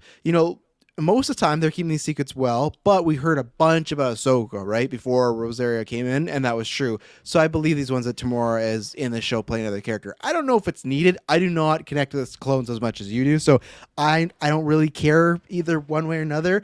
I also just wonder if he, unless he is a contact that's contacted Obi-Wan, I will find it's very eye-rolly coincidence of like he's on a mission for some. It's like, oh, Commander Cody, remember the Clone War? Like they're like in the diner with Dax's giant. Like I would be happy for you, but I'm much more paused. Like I have to wait and see how it would be done, and it could just be fan service. It'd definitely be like it'd have to be done right, but it would be like that loose communication because like we know Ahsoka keeps tabs with them and keeps in communication with them. So I think the higher levels of these Jedi that are really close with Rex would keep their tabs with it. I'm gonna be kind of a party pooper here though with some of these like the fans that are speculating. Now, if you look at this droid, the plates, the armor, everything, and then you go to this scene here, this hand looks extremely droid-like. Like this is all metal going down here. This doesn't seem like a clone like gauntlet. Like look at how it's just like a metal like this and a plate coming down here. It all just seems very droid-like. So a part of me is speculating maybe it's a droid, but I will hold my hopes that it could be Captain Rex. Some Cool Assassin's shot here. Creed. Yeah. So Kirklin, here you can see him using this saber, and it's the full most effect. useless lightsabers. The Inquisitors were given like the toy rejects of the lightsabers that you could easily cut your own head off. But Palpatine's like, give him these. Like I like them, but they're all very like this doesn't make any sense. What was your question, Taylor? Well, I was just I was thinking I should actually pull something up here for you real quick. It's just in regards to this lightsaber because they have a very nudes of Taylor. yeah, this cock Like in Scary Movie when the cop's just like, what do you think of these ones? And it's just pictures of him in lingerie. Like, not that one. No, I'm thinking of like when the cop is interrogating Cindy. Remember, he's like, oh, let me show you some photos. And it's him in like the lingerie. And he's like, what about this one again? So here you go, Kirkland. This is what they use those sabers for. No fucking way. Oh, fucking You are way. kidding me right no, now. this is true. This is canon. Fuck canon. It's lame. Mary Poppins over here. Not my dark side. It is now. This is also speculated to be Moff Gideon. pearly whites. Yeah. Yeah, pearly white, something like that name. But it wouldn't be Simple Fett because he'd be a new character. It would be, unless he's Simple Rex, but we'll see. Christ. He looks scary. Cool. I think this shot makes him look better. Pennywise looking, right? Yeah, Absolutely. so- There is the fifth brother in all his glory. Mm-hmm. Yep. Okay. Really cool, like venue or cityscape that he was in. Don't know what to make of this. It's just escape pods. Yeah. Yeah. Yeah. It's Luke's weird. on one. It's weird. Some of these last shots of the trailer, I think, are like the lesser hype ones. They like led with the hype ones, and then as it goes on, the next shot comes up is like they just release some birds, and like the trailer ends. And you're like, what the fuck? Like, this is what we had. Like, this is cool. Okay, Really Inquisitor cool threatening shot. somebody. Yeah, that's cool. So she doesn't have like the spinny blade. No, she's got a traditional one, yeah, which is it's very refreshing to see. Fuck, man. She's like stabbing that poor bystander right through the head. That is so close. that's Look probably at the guy that. that get. Oh yeah, that's probably the guy who gets hung up though that she's talking to. I imagine, right? There's a good shot. I would think so. I think that would probably be it. It's over for him. It really it is. is. Like she's staring right in his eyes, but like who knows what this guy did. Yeah. All right, continue. I have the death sentence on 12 systems.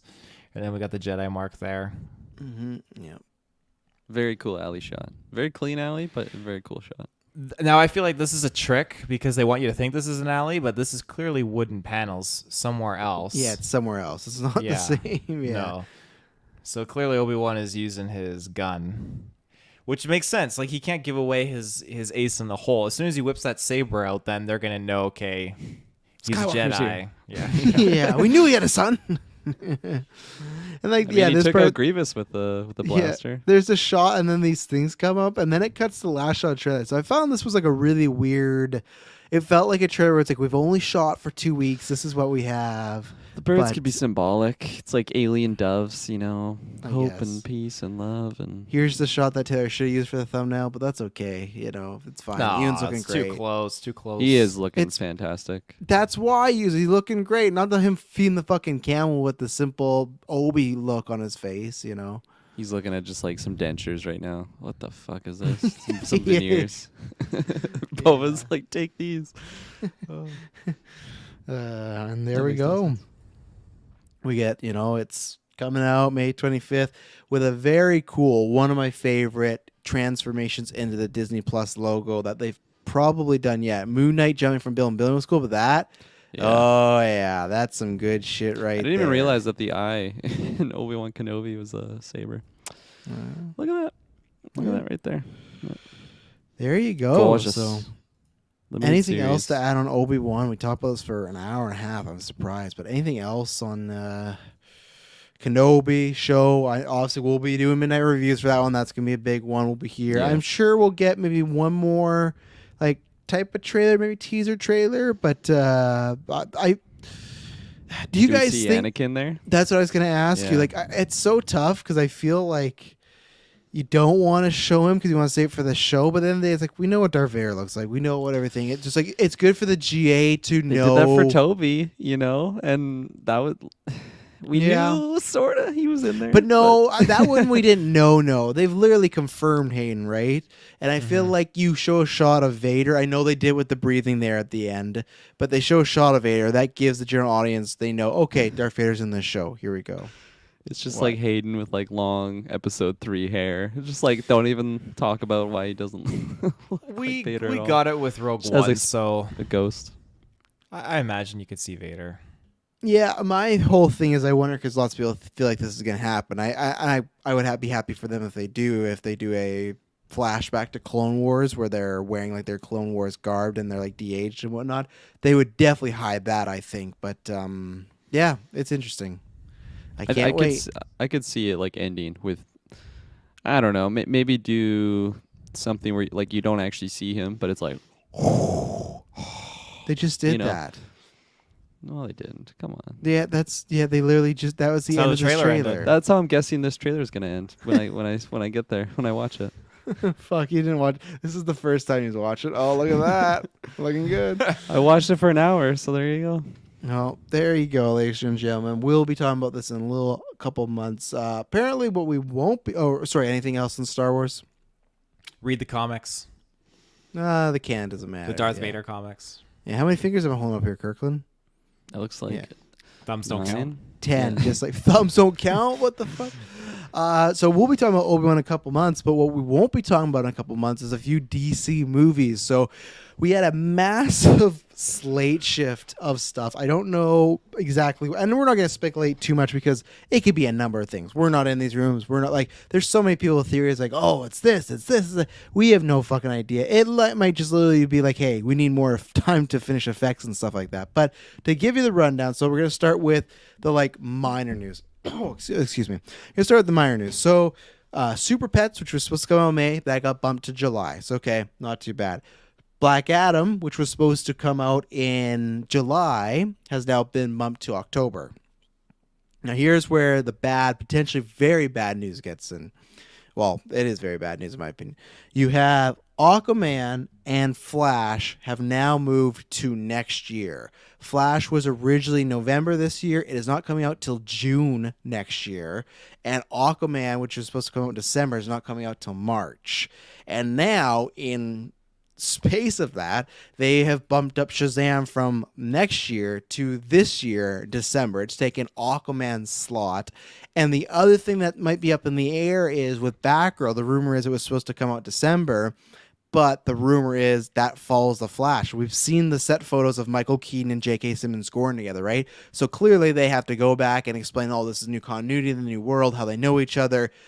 I don't think you can do that movie first, even though I think DC may need really want that. Like they literally they lost potentially 2 movies this year, so I think they would only want to lose one. They'd want something on HBO Max, but if it does have to follow Flash, it's like when the MCU gets delayed, right? A bunch of stuff gets delayed. So it looks like that might be the case. So a whole bunch of moves and everything like that.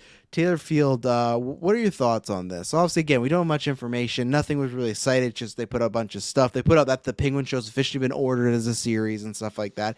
But this was along in some of these announcements of all the shifts and everything. I mean, I was shocked because when I saw the news drop, I didn't see that it was Flash at first. I just saw Aquaman. I thought, okay, like this is huge, specifically because I was just thinking like our movie draft kind of is essentially only, and then I'm gonna update everybody. Yeah, when it got like the bulk of it, like okay, yeah, Flash bumped to next year, and then a couple things bumped later in this year. I thought, holy shit, this is pretty massive, and it goes to show how close we would have been to them bumping the Batman. I feel like so. I'm just glad that didn't happen. I'm glad it was put out, and I can't speculate as to why they would bump everything else. I really don't know. I mean, as far as it goes with like movie theaters and stuff like that and COVID, I think that's a thing of the past at this point because, I mean, judging from my perspective, cases are down, things are opening up wide open, like all across the world. So it can't be that really causing a delay. And maybe if it's a setback in the way they're trying to organize and set up like the set and recording, I mean, that's a possibility. But I feel like we've had 2 years to adapt, and most films have kind of like wrapped up and kind of like aced and mastered that technique now on like protocols and stuff. So it's really out of my area of expertise to come to a conclusion as to why they would delay it, unless there's some competition at the box office they're trying to brace themselves for. I just don't know, but I am shocked. What is interesting to me, this happened with Marvel at one point. It was supposed to go Shang-Chi, or it was supposed to go Eternals and Shang-Chi, and then they swapped them. That's what's happened here again, because we were supposed to get Flash in November and Aquaman December. Now the new schedule is Aquaman in March and Flash in June. It's really interesting that now Aquaman is before. And like for me, the biggest thing that sucks about this is we were less than 9 months away, around 8 months, to seeing Michael Keaton again as Batman. Now we're over a year because we're over a fucking year. We're a year and like 3 or 4 months. That fucking sucks. Like it's just like we're gonna see it at some point. But man, I was getting so hyped to see Michael Keaton again as Batman, and it'll happen. And I swear Warner Brothers heard me, because I would always say like I just need the Batman and you can delay everything else. And Warner Brothers like, well, listen, we listened to you, green Travis. flag, guys. We can actually push it back now. Yeah, Snell said we're good. But yeah, so that to me, that was a tough pill to swallow, and especially for me. I'm excited for Aquaman, but I'm getting really, really excited for Batgirl. And if Batgirl, we have to wait until we see a Flash. That's over a year. That's past June. And this Batgirl movie, the rumor is that it's a Christmas movie, so that's why it was dropping in December. If they stick with that to next year, we're almost waiting like a couple, like close to 2 years to see Batgirl now. You know, it's fucking nuts, like how it just like swapped like that. So yeah, Kirklin, what do you feel? What are you most disappointed about by these moves and whatnot? And now you got to see Shazam, because Shazam 2 is coming out a lot quicker. Yeah, that's the biggest travesty here. Oh yeah, now you have to watch Shazam. Fuck. Yeah, like I feel like, again, March is an insane month, and I'm so pumped with like we're getting Moon Knight this month, and just a lot of stuff is happening. Saw the Batman recently, so I feel like I didn't really Morbius is coming up. I thought that was out on my birthday, January 28th, right? Initially. I feel like I didn't really have time to be like, oh yeah, okay, The Flash, Aquaman 2. Like I knew I was gonna see them. It's funny too. I just see as The Flash of like, that's my Keaton movie. I'm excited to have Keaton there. And hearing this news, I mean, I want to think it's for a reason, and like swapping them around maybe to just have like continuity, or just polish things up to make it just look nicer and maybe flow nicer. I feel like this is a drastic jump though. Like I feel like typically when those sort of touch-ups or something, this is early COVID drastic in my opinion. Yeah, 100%. Like, okay, we're just shutting down production to look out for people. It's okay, why are we doing this years later? Like in the middle of the pandemic, majority of people are probably vaccinated, and like they can just they know how to work in COVID protocol type era. Jeez, I kind of butchered saying that, but nonetheless, We get what you're going, sir. Yeah. thank you, sir. Nonetheless, it's a drastic change. So, like I said, like on the more positive side, I would like to think it's for a reason here. I wonder, like, I want to. I feel like more information is definitely going to be coming out in the next few weeks and stuff like that. So I'm very interested in seeing why two big products are being pushed back that much. And yeah, it is unfortunate because maybe it wasn't right in my frontal lobe of thinking like, oh, Batgirl, like I cannot wait to get this right away. I was still pretty excited, honestly. Like everything I was hearing about it, even just seeing like the early photos of her costume and everything, it was all thumbs up and green flags for me. Like it was stuff that I could get looking forward to. This it really upsets me thinking about like the hardcore DC fans that were really looking forward to getting this right away, and then it's just they got to wait that much longer. And I haven't seen Shazam. I don't think Shazam is a good replacement for those two big products. I think it's Aquaman just 2 ready to and go. That's what it Flash. sounds like. It sounds like that's further along, and plus, I feel like it is a smaller budget DC film. So it's like, well, this is good to go. Let's plug it in. You know? Yeah, and like I said, I'm very intrigued in just hearing what comes out down the line of maybe there's disagreements on like just like the quality control people or like the higher ups of like this isn't really what we had envisioned or something like that. It's never a good idea when you hear those types of talks coming from the set, but it's possible. That's a major time jump because like you said, that's over a year now. A year and 3 months for Flash, and Batgirl could be longer than that. That's worrisome. I'm glad that didn't happen like with the Batman. you know, like you said, I got my Batman. I'm okay. I'm gonna sleep okay at night, knowing that I'm not getting the Flash right away or Batgirl. But it's still a bummer, just for comic book fans and DC fans and just movie going fans in general. It's always a bummer. Well, and it's such a killer year of like Batman, Black Adam, Flash, Aquaman, and then maybe Batgirl. Yeah, Man, what a merger! right. Which again, we're still getting Black Adam, which is good, but then maybe just Shazam and that. And like I said, I like Shazam enough, but it's definitely not a replacement. Now, I got another talking point about this, which we will start to tackle after this next ad break. And we're back. So first Shazam came out, made money, didn't do the greatest, didn't do like huge gangbusters, but made them a profit and everything, right? So I'm very confused about this move here because so they moved Aquaman. We had the Disney investors call, right? And Taylor was talking about this with me. He's like, oh, they confirmed Avatar. Like, oh, it's looking good. Looking like December 16th is going to be the date. Originally, that was Aquaman 2's date. It's moved off. Okay, fine. Avatar's alone. They announced Shazam. Shazam 2 has taken Aquaman's date. I don't know why there is not a single... Like, I'd have to look at the schedule because I get it if Black Adam's out in October. You want to give some time. But why does... I already thought that Aquaman, which made $1 billion, would still do well against Avatar, but still Avatar, I think, would have the leg up because people will be curious, and I don't really have no interest in Avatar, but it's the biggest movie of all time, so I know people will be curious and want to go see it. Aquaman, I didn't worry about.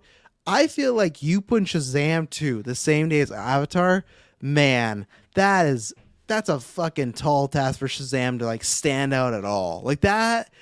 I feel like you are asking the impossible right now of Shazam, and not that like we're talking. Like I do think it's like, we'll give them like we'll put something else there. This movie's ready to go, and I do not believe this at all. But almost on the outside for me, it just feels like they're setting this movie out to go die. I'm just like, yeah, like this is a replacement, and it's at the end of the year, and I know what their hope is. Their hope is it's a family movie.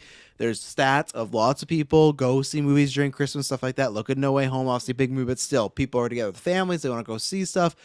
I just feel like they're going to go see Avatar. And now, I was wrong when we talked about way back in day when it was like Bumblebee, Aquaman, and Mary Poppins all together. I was like, oh, Aquaman I was worried about.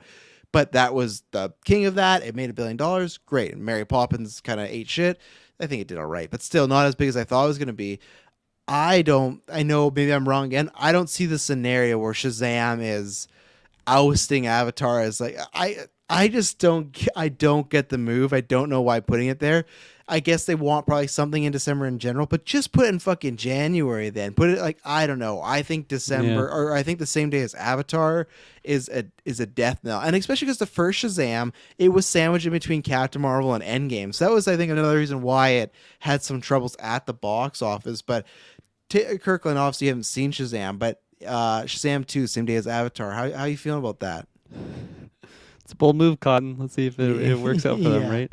Because Avatar, whether you like the movie or not, I feel like it's hard to deny just the effect that has. Like on just cinema. I'll bring out the big cinema word. Like that's one that will get non-movie goers. Like they're gonna just know that like, okay, I have to witness this in theaters. Just the effect that Avatar 1 had, where everyone was going to see it multiple times. Like it was just a really, really big film. I don't think any movie should come out within that week, like on either side of that release. That is such a big drop, and it's hard to deny what you're pitching there, where they're just like, let's just have this movie go out to die. You looking at my meme there, Taylor? Did you see that? I saw it earlier. Yeah. I didn't even have it open. My phone buzzed, and I see you two jackals smirking on your. Well, own. There's no way to pull it up, right? But it hits a meme of David. It's like David Sandberg watching Warner Brother put Shazam up against Avengers Endgame, and then Shazam 2 up against Avatar, and it's that meme of Willem Dafoe, and he's like looking at the sky like really like scared or anything like that. Like, what is that meme originally from? Like what movie? I can't remember. I think it's the movie where he plays the artist, who's the artist that cuts off his ear or something like that. Van Gogh. Maybe. Is it Van Gogh? Maybe I Vincent Van think. Gogh. Let's see. I'll pull it up. I watched it once for the Oscars and thought it was fun. I thought he's good in it because Defoe's good, but oh man. But Taylor, what are your thoughts on Shazam 2: Fury of the Gods going against Avatar? Oh, it's fucked. Again, I feel like they're picking up steam now. Disney's just backing this Avatar thing. They sold me at the shareholders call. They were talking about how this movie's going to just be a visual spectacular sensation. It's just going to blow everything out of the water. It's going to be incredible. So I'm stoked and I'm sold on it. There's a lot more hype, like you were talking about, Travis, for Avatar 2 because it's been such a longer period of stewing and brewing on what we're going to see out of this, because the whole narrative was waiting for the right technology and all that stuff, and now here we are, right technology, and that Avatar 2 is cooking, and we're getting it in less than like 6 months or something like that. I think we're out, so it's coming quick. From December? No. Yeah. What do you mean? We're 6 months away from December? Yeah. No, we're not. Are we like 6 months into the new year already? Dude, it's like April, month May, 3. June, July, August, September, October, November, December. It's 9 months away. It's 9 months? You didn't have 9 fingers up there. That's 9 right there. Oh, you're this holding would be it. Oh, 10. okay. This would be 10, like that ref threw it up in a match. I don't know. By the way, that movie's called At Attorney's Gate. It's when he plays Van Gogh. Yeah. I know my artists. I think that personally, my choice would be swap the release dates between Super Pets and Shazam. I think Shazam should be expedited to release like sooner, where Super Pets is going to, and then put Super Pets where Avatar is. It might not be ready that quick, though. This movie was originally supposed to come out next year. Ready. I think. Yeah.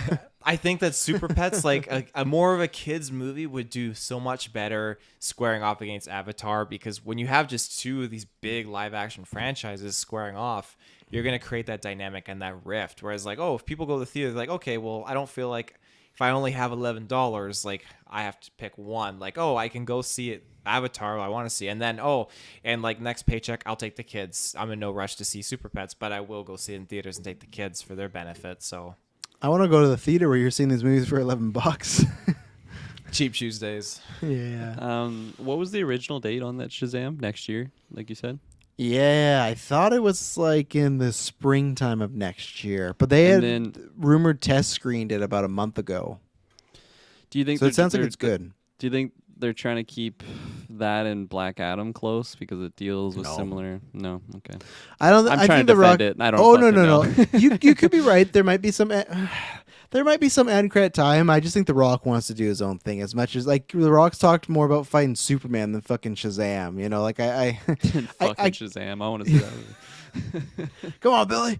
But no, like I just unless the sequel is a hit, I just don't think The Rock looks at Shazam as like a big box office opportunity, like that crossover. I think he looks like, oh, that's fun, but like him and Superman, that's where it's at. But I don't think, judging of how the first Shazam did, I think it's like, oh, this is fucking money. Me and the Shazam, here we go, you know. So, and yeah, so now to update everybody on the movie draft. So Kirklin has now joined me in losing a movie because you had drafted Aquaman 2. So Aquaman 2 is off your thing, and I'm just getting fucked to no regards. I'm so fucked. I'm so screwed. Like looking at my list, I had Mission Impossible 7, that's gone. I had The Flash, and then my top pick, man, why did I do this? I picked Black Panther, which any day the fucking director's getting arrested because he's an innocent man. That movie's had so many problems.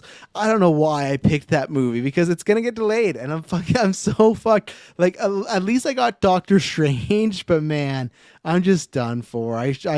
My list is just so It's screwed. over for you. It is. I really hope Avatar gets delayed for Taylor. I hope that is a No, lie. they're pushing. Even if Avatar gets delayed, I still am sitting pretty on Dominion. That'll send me to victory. So Avatar. and I Well, got the Viking You one got or the whatever. Northman. Yeah, that's a good I don't thing even know though. the name. Everything that Jurassic World and Avatar is gonna make for you, the Northman's gonna take it down and stuff like that. So Avatar's shaking in their boots. They're like, "Fuck, guys! Shazam moved. I think we got to move our release date here. We can't compete with Shazam."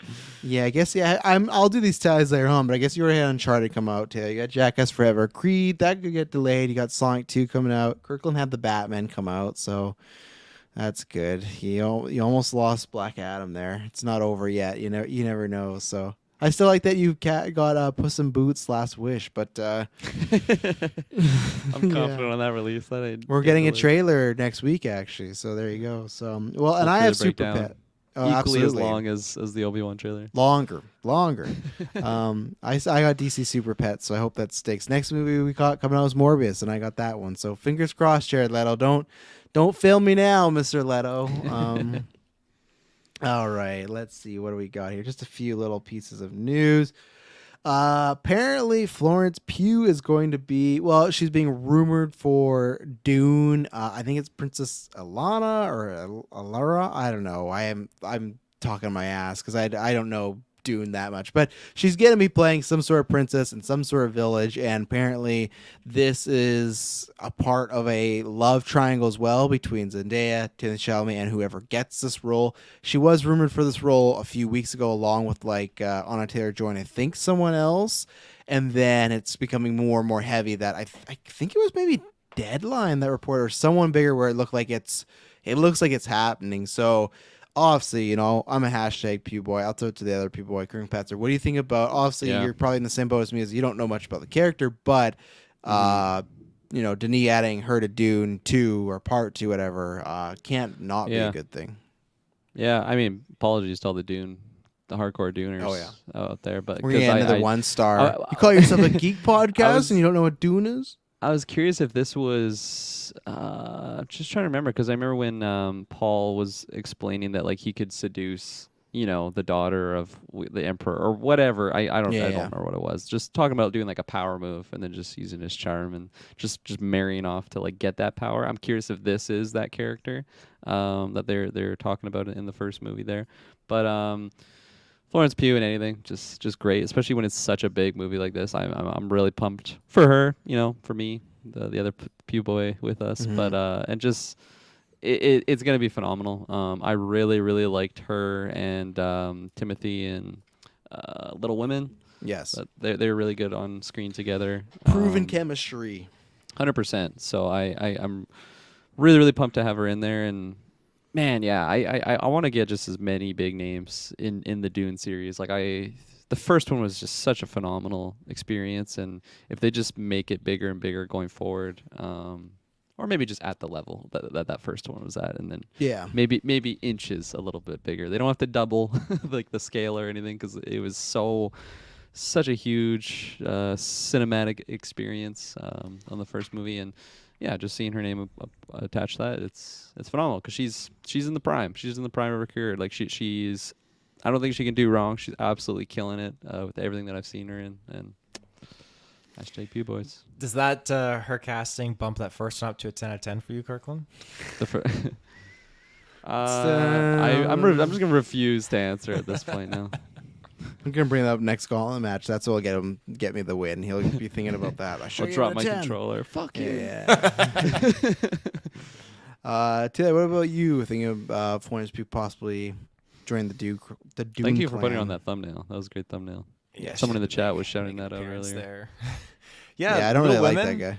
Little Women, great, great loser. movie. And I think that the chemistry between Tim and Pugh is fantastic. Timothy. You're like first name Timothy. basis on Yeah, people. It throws yeah. me off. My boy Timothy, Tim. and his name is Timothy too. You know.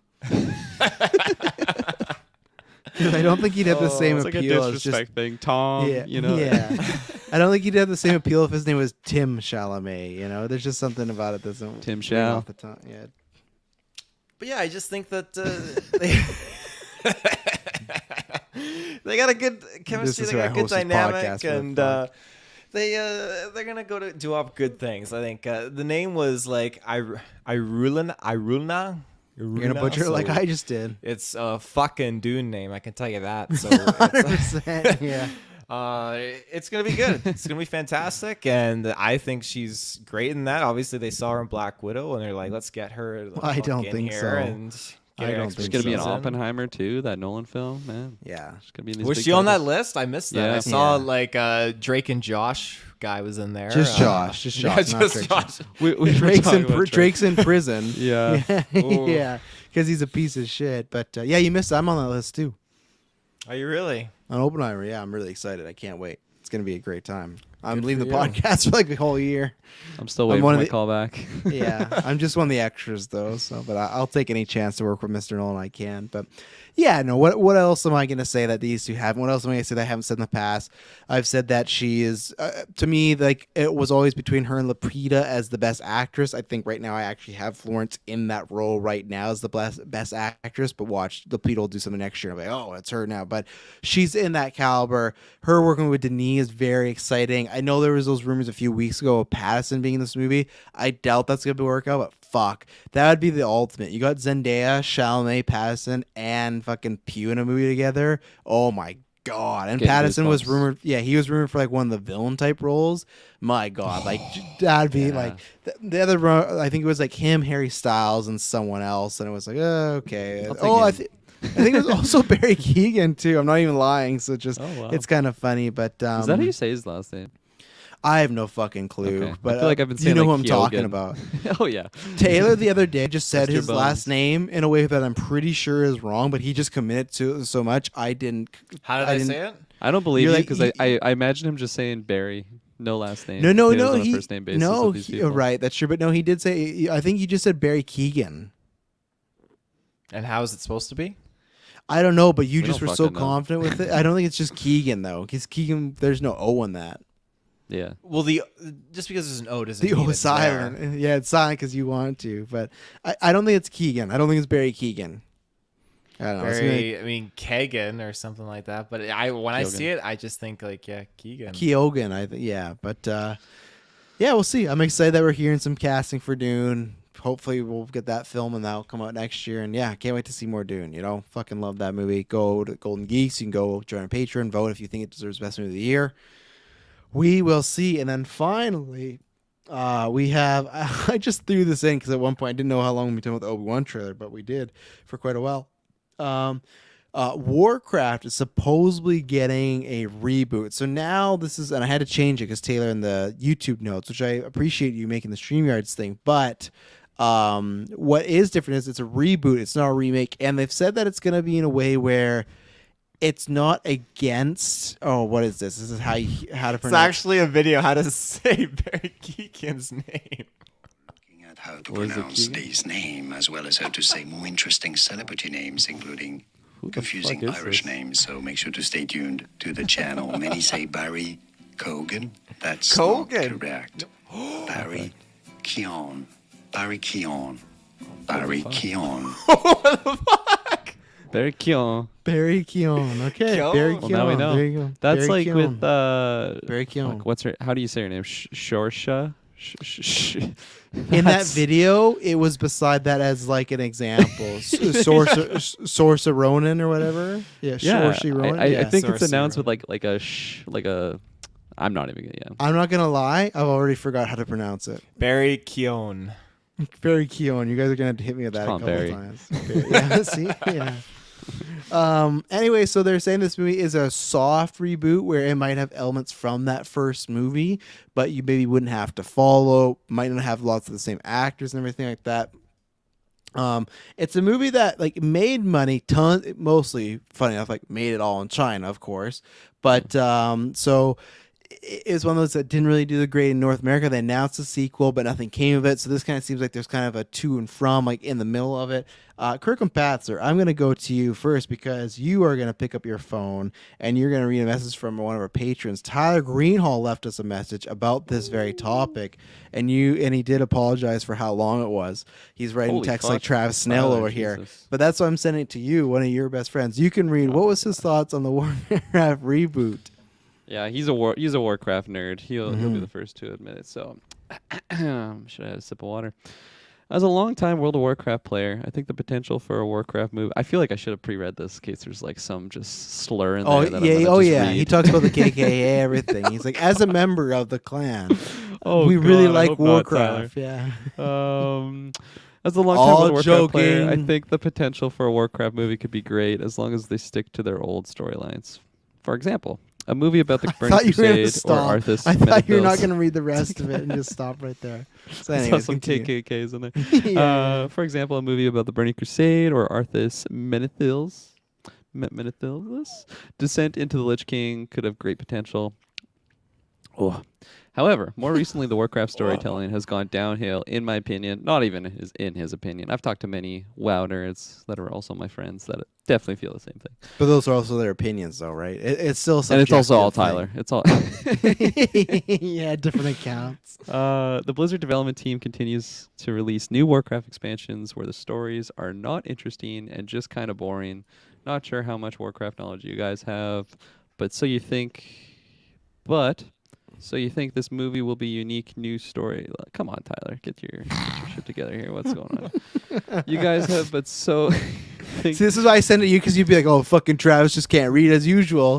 Bear Keown. Will be a unique new story, or will they bring? Oh, okay, so he's asking us: do we think it'll be a unique new story, or will they bring an existing story into the movie? That I'm assuming was either in the game or talked about in the movie. I actually had never even seen the movie. You guys dropped a review, didn't you? Yeah, we did. Yeah. Yeah, In that the- was in the not basement good. days. It must have been pretty. It was early. the basement days. Yeah, Yeah. it was one of our also first negative comments because it was one of these things that someone accused me of being a drunk on the review, and I was like, I think I still might have the Facebook message. I was Checks like, out. "Sir, you don't know anything," and then he apologized. Yeah. It's like, "Oh, I was really excited for the movie, and you guys didn't like it," and just like I was like, "Okay." Good on him, Yeah. I guess, for coming back. Yeah, that's true. Yeah, I think the article said it was in the first movie. It showed one of the characters that is important as like a baby, and then he's gonna grow up. His name's like Lenthrall or Lonethrall or something like that. I don't know, but he Luther. seems like Probably Luther. I don't think it's Luther. Okay. Is it I was maybe? trying to- I was trying to reach. Why does he just have an average Well, white guy Luther name? is he's like a relevant character, at least to my Is he? knowledge in the Warcraft. Okay, somewhat. well, I'll look it up and find out for sure. But Yeah. I have no experience with World of Warcraft other than that movie and seeing like some people play it. I will again sound like a broken record. That was one of the things we talked about. Was me, Briggs, and Dylan. There was so much they tried to adapt in that first film. That's what made it messy. And man, Ben Yeah. Foster's bad in that movie. Again, I'll say what Travis always says: Warcraft is prime for a fucking TV show. I don't think a film. I don't unless you're doing the Lord of the Rings treatment, like we're doing a trilogy or 9 trilogies as we talked about with God of War. I just think that would make more sense. And I get why you could try and make it a hit. Obviously, there's a market for it in China, but the North American box office was just like fine. It just showed like if you Yeah. didn't have the China box office, it might not be worth it. Let's see. So hang on. I want to get this character right. Where is he? Hold on. Okay, as told, we saw a baby version. I was completely wrong of Goel, but he will be of adult age and go by Troll in the planned reboot. It's THRHLL. Thrall. Thrall. So Yeah, I guess he's a big yeah, character. Yeah, so I guess he may be in this again, but that's all is known. And I'm also gonna predict that I don't actually think this movie will happen. I know that's like it's being planned, but I feel like it'll kind of fall through the cracks again. And like that's just any like if it adapts to a TV show, you can't even see that happening. It's just No, it's gonna show I not- could, because I think show's Yeah. different. I think there's people, but again, it's kind of like what we talked about with the Lord of the Rings movies and why I think Amazon would buy them. Now, if Amazon does Lord of the Rings, they got their fantasy show. Netflix has The Witcher. HBO has Game of Thrones. I don't think Disney needs a fantasy type show, and they're even doing Percy Jackson, right? So I feel like all these Yeah. big brands that would be investing in a fantasy type big TV show kind of already have their, this is our fantasy TV show. We don't need a Warcraft. There is Yeah. money to it, but I don't see it happening. It's the type of product that I think would definitely I think it could have actually a lot of success, and not even just or I should preface what I'm talking about, like with the Game of Thrones style show, with the Rings of Power style show, because there is so much source material to pull from. You don't even have to Yes. get original. Like you can literally just take those original stories, like what Tyler was saying, that majority of the fans, I don't want to say all of them, but I really feel like a huge majority of them really, really love those storylines. They're like, you know, they may not be the most original. There's a lot of like comparisons you can make to, like, I don't know, like the fall of Anakin to become Darth Vader. Like it's almost like a story like that. Like, yeah, we've seen it before, but the way it's done is really, really good. I have like some knowledge just because I played like the RTS Warcraft 3 way back in the day, and like that is just following the storyline of Arthas's rise and like fall. Really, really rich content. Like it's really good storyline, and yeah, if they have 8 seasons to just talk about different storylines. I never saw the movie, as I said, but you guys could probably speak to this. Like, and also from what I've heard, just talking to other buddies that had seen the movie, is there was some potential there. Like the orc stuff, like apparently they looked really good on Yeah, the orc screen. stuff was the best part of the movie. Yeah. Yeah, and then they just, I think Travis, you said it just moments earlier, of like it just was such a convoluted mess because they were just trying to tackle so many different things at once. And you know, if you're confined to, I would imagine the movie was around 2 hours. You know, if you're confined to that, yeah, it's going to be messy. But if you stretch it out to 8+ seasons, you can go slow. You can dive into certain characters and really flesh them out. So I 100% agree with what you said, Travis. I definitely think this should be a TV series, but I don't know. Maybe they're just trying to sell a big movie to China. I don't know. I don't know what the motivation is there. I still don't even understand why they went like that route with the original Warcraft movie of just doing the storyline that everyone I've talked to did not like it. So Well, because I think that was just still like, even though it's not that long ago, 2016, I think that was still in the time like, oh, you're a IP, like you have an established fan base, let's make something, and let's just hope that people like it, you know? Like, I don't think Yeah. there was much vision for these video games. It's very much like early comic book movies, so. yeah. I mean, his comment wasn't done there. That was kind of. So yeah, he was asking about the existing story, and then he goes on. Also, as far as I'm aware, even though for a time it was the highest grossing video game movie of all time, it was also a huge flop in the box office. He's probably talking about the domestic numbers. that Yeah, we yeah, were just talking exactly, about. yeah. He says, "Do you guys think this movie will be worth it?" Well, then right there, you know, if it's going to China, yeah, it'll make money. Yeah, well, and like also go everywhere. I think it just depends to. I think if you want to get this bigger, I think you would almost maybe need to get some stars too. If that's the case, if you're committed to a movie, then you might have to get some actual names. It's the same way they would do with like Thor. It's like you don't know Chris Hemsworth, but you know Natalie Portman, you know Anthony Hopkins, you know like these people, right? So that's what they would do. So I think you'd kind of same thing in Uncharted, like Mark Wahlberg, Tom Holland. You take out those two and put people that are maybe even better suited as casted in that Scott movie. Eastwood. Yeah, wouldn't do as well. Definitely not Scott Eastwood. So Taylor would be there day one. I think to me it has to depend because it's Universal doing it. I have to see like who's directing it, who's casted in it, and then some trailers. So I would write off right away because it is a big brand. And maybe the good thing is with the first film being kind of meh, you kind of get a mulligan of like, okay, we know what worked and didn't work. But Fair enough. Suicide Squad to the Suicide Squad, right? Like Yeah. it's when you compare those two movies, one shines so much more than the other. Yeah, but at the same time, you look at that. Obviously, it's because HBO Max and COVID. But Suicide Squad 2016, massive hit. Suicide Squad this year or last year, not like one of a very low box office, right? So Yeah. maybe that's what Warcraft do. They make this great, the best video game Right. movie of all time, but no one goes see it because like, yeah, I saw that first one, wasn't too good. So All right, and then getting close to the end. The potential is there.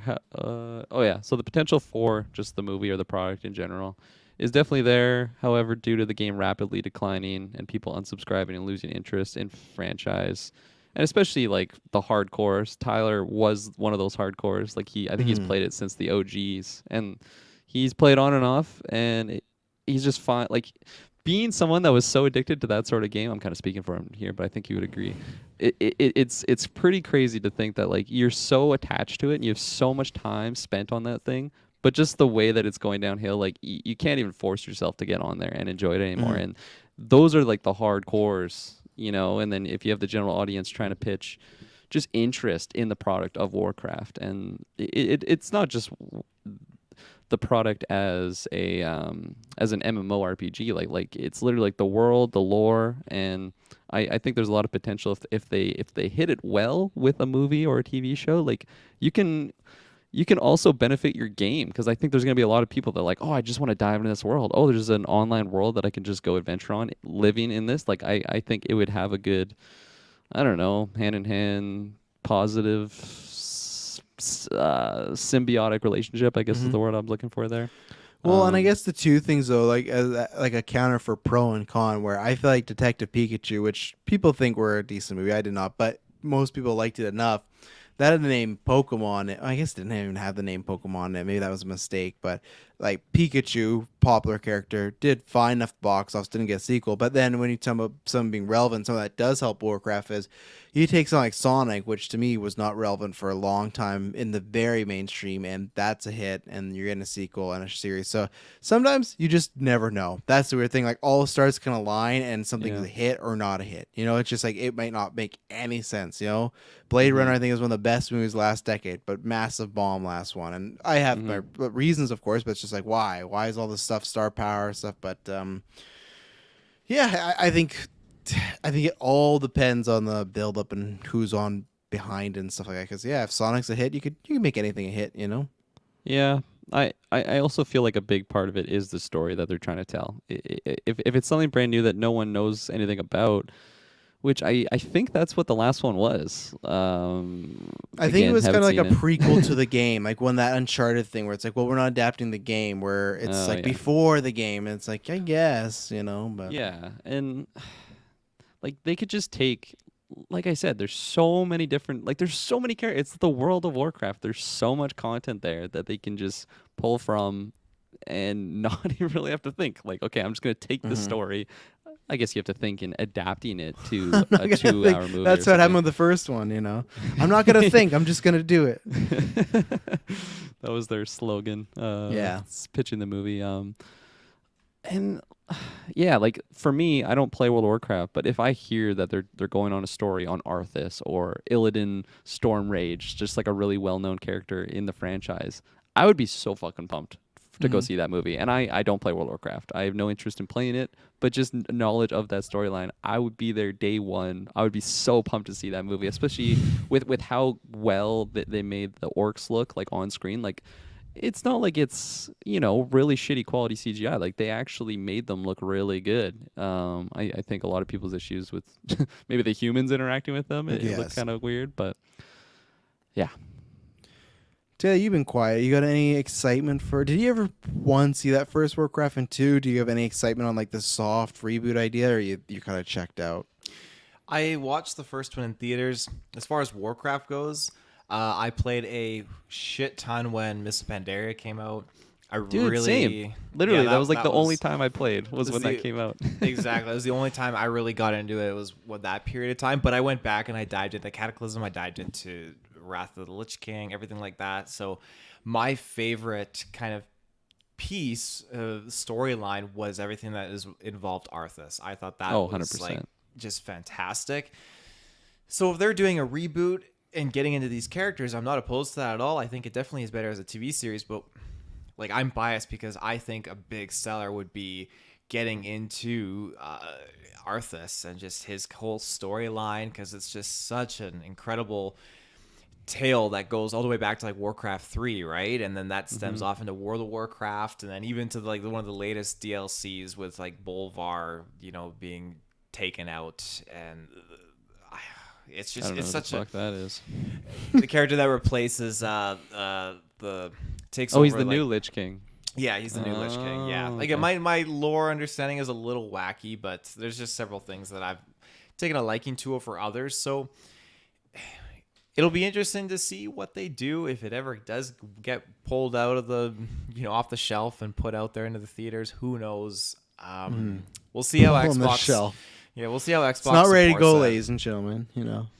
Yeah, I guess so. Yeah, I forgot about the whole Microsoft Xbox thing. So, yeah, well, we did it. We did a newscast. Lots of fun, gentlemen. I think the next one, will be on Monday. I think that'll be Kirklin and Taylor's special because I'm going to be on Side Quest next week, so I'll be off. And I think you guys will be doing that. I think it's planned for the Monday, releasing on the Tuesday. So obviously, everyone look at the Twitter timeline, you'll see. But no, we still have Harry Potter Retro coming out this weekend. We'll have an After 9 coming out. So yeah, still tons of stuff dropping off. But unless something massive breaks the next 2 days, this is it for us as far as some live content for the week. So it's a fun week. Again, it's funny. Tomorrow, it'll be a week since we've seen the Batman and done that review. And it's I'm excited to see it. I saw it again. I'm excited because I'm actually, Kirkland, going to go see it on the extreme screen, though, next week. On Monday, Nice. I think I am, because Emily wants Right to on. see it again. And I didn't Great get to see it on that. acoustics. So, yes, I'm excited. I swear they like reworked their seats too. Like I feel like they're so much better than they used to be. They're more cushiony.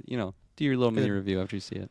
I will, because Emily hates those seats, so she'll be the true judge and stuff like that. So, yeah, lots of stuff. Stay tuned. Subscribe. Thank you very much for listening. Thank you very much for this past week. It was tremendous. We love you all. We couldn't do this without you. And I promise you, when you hear from us next, it'll not be boring. See you later.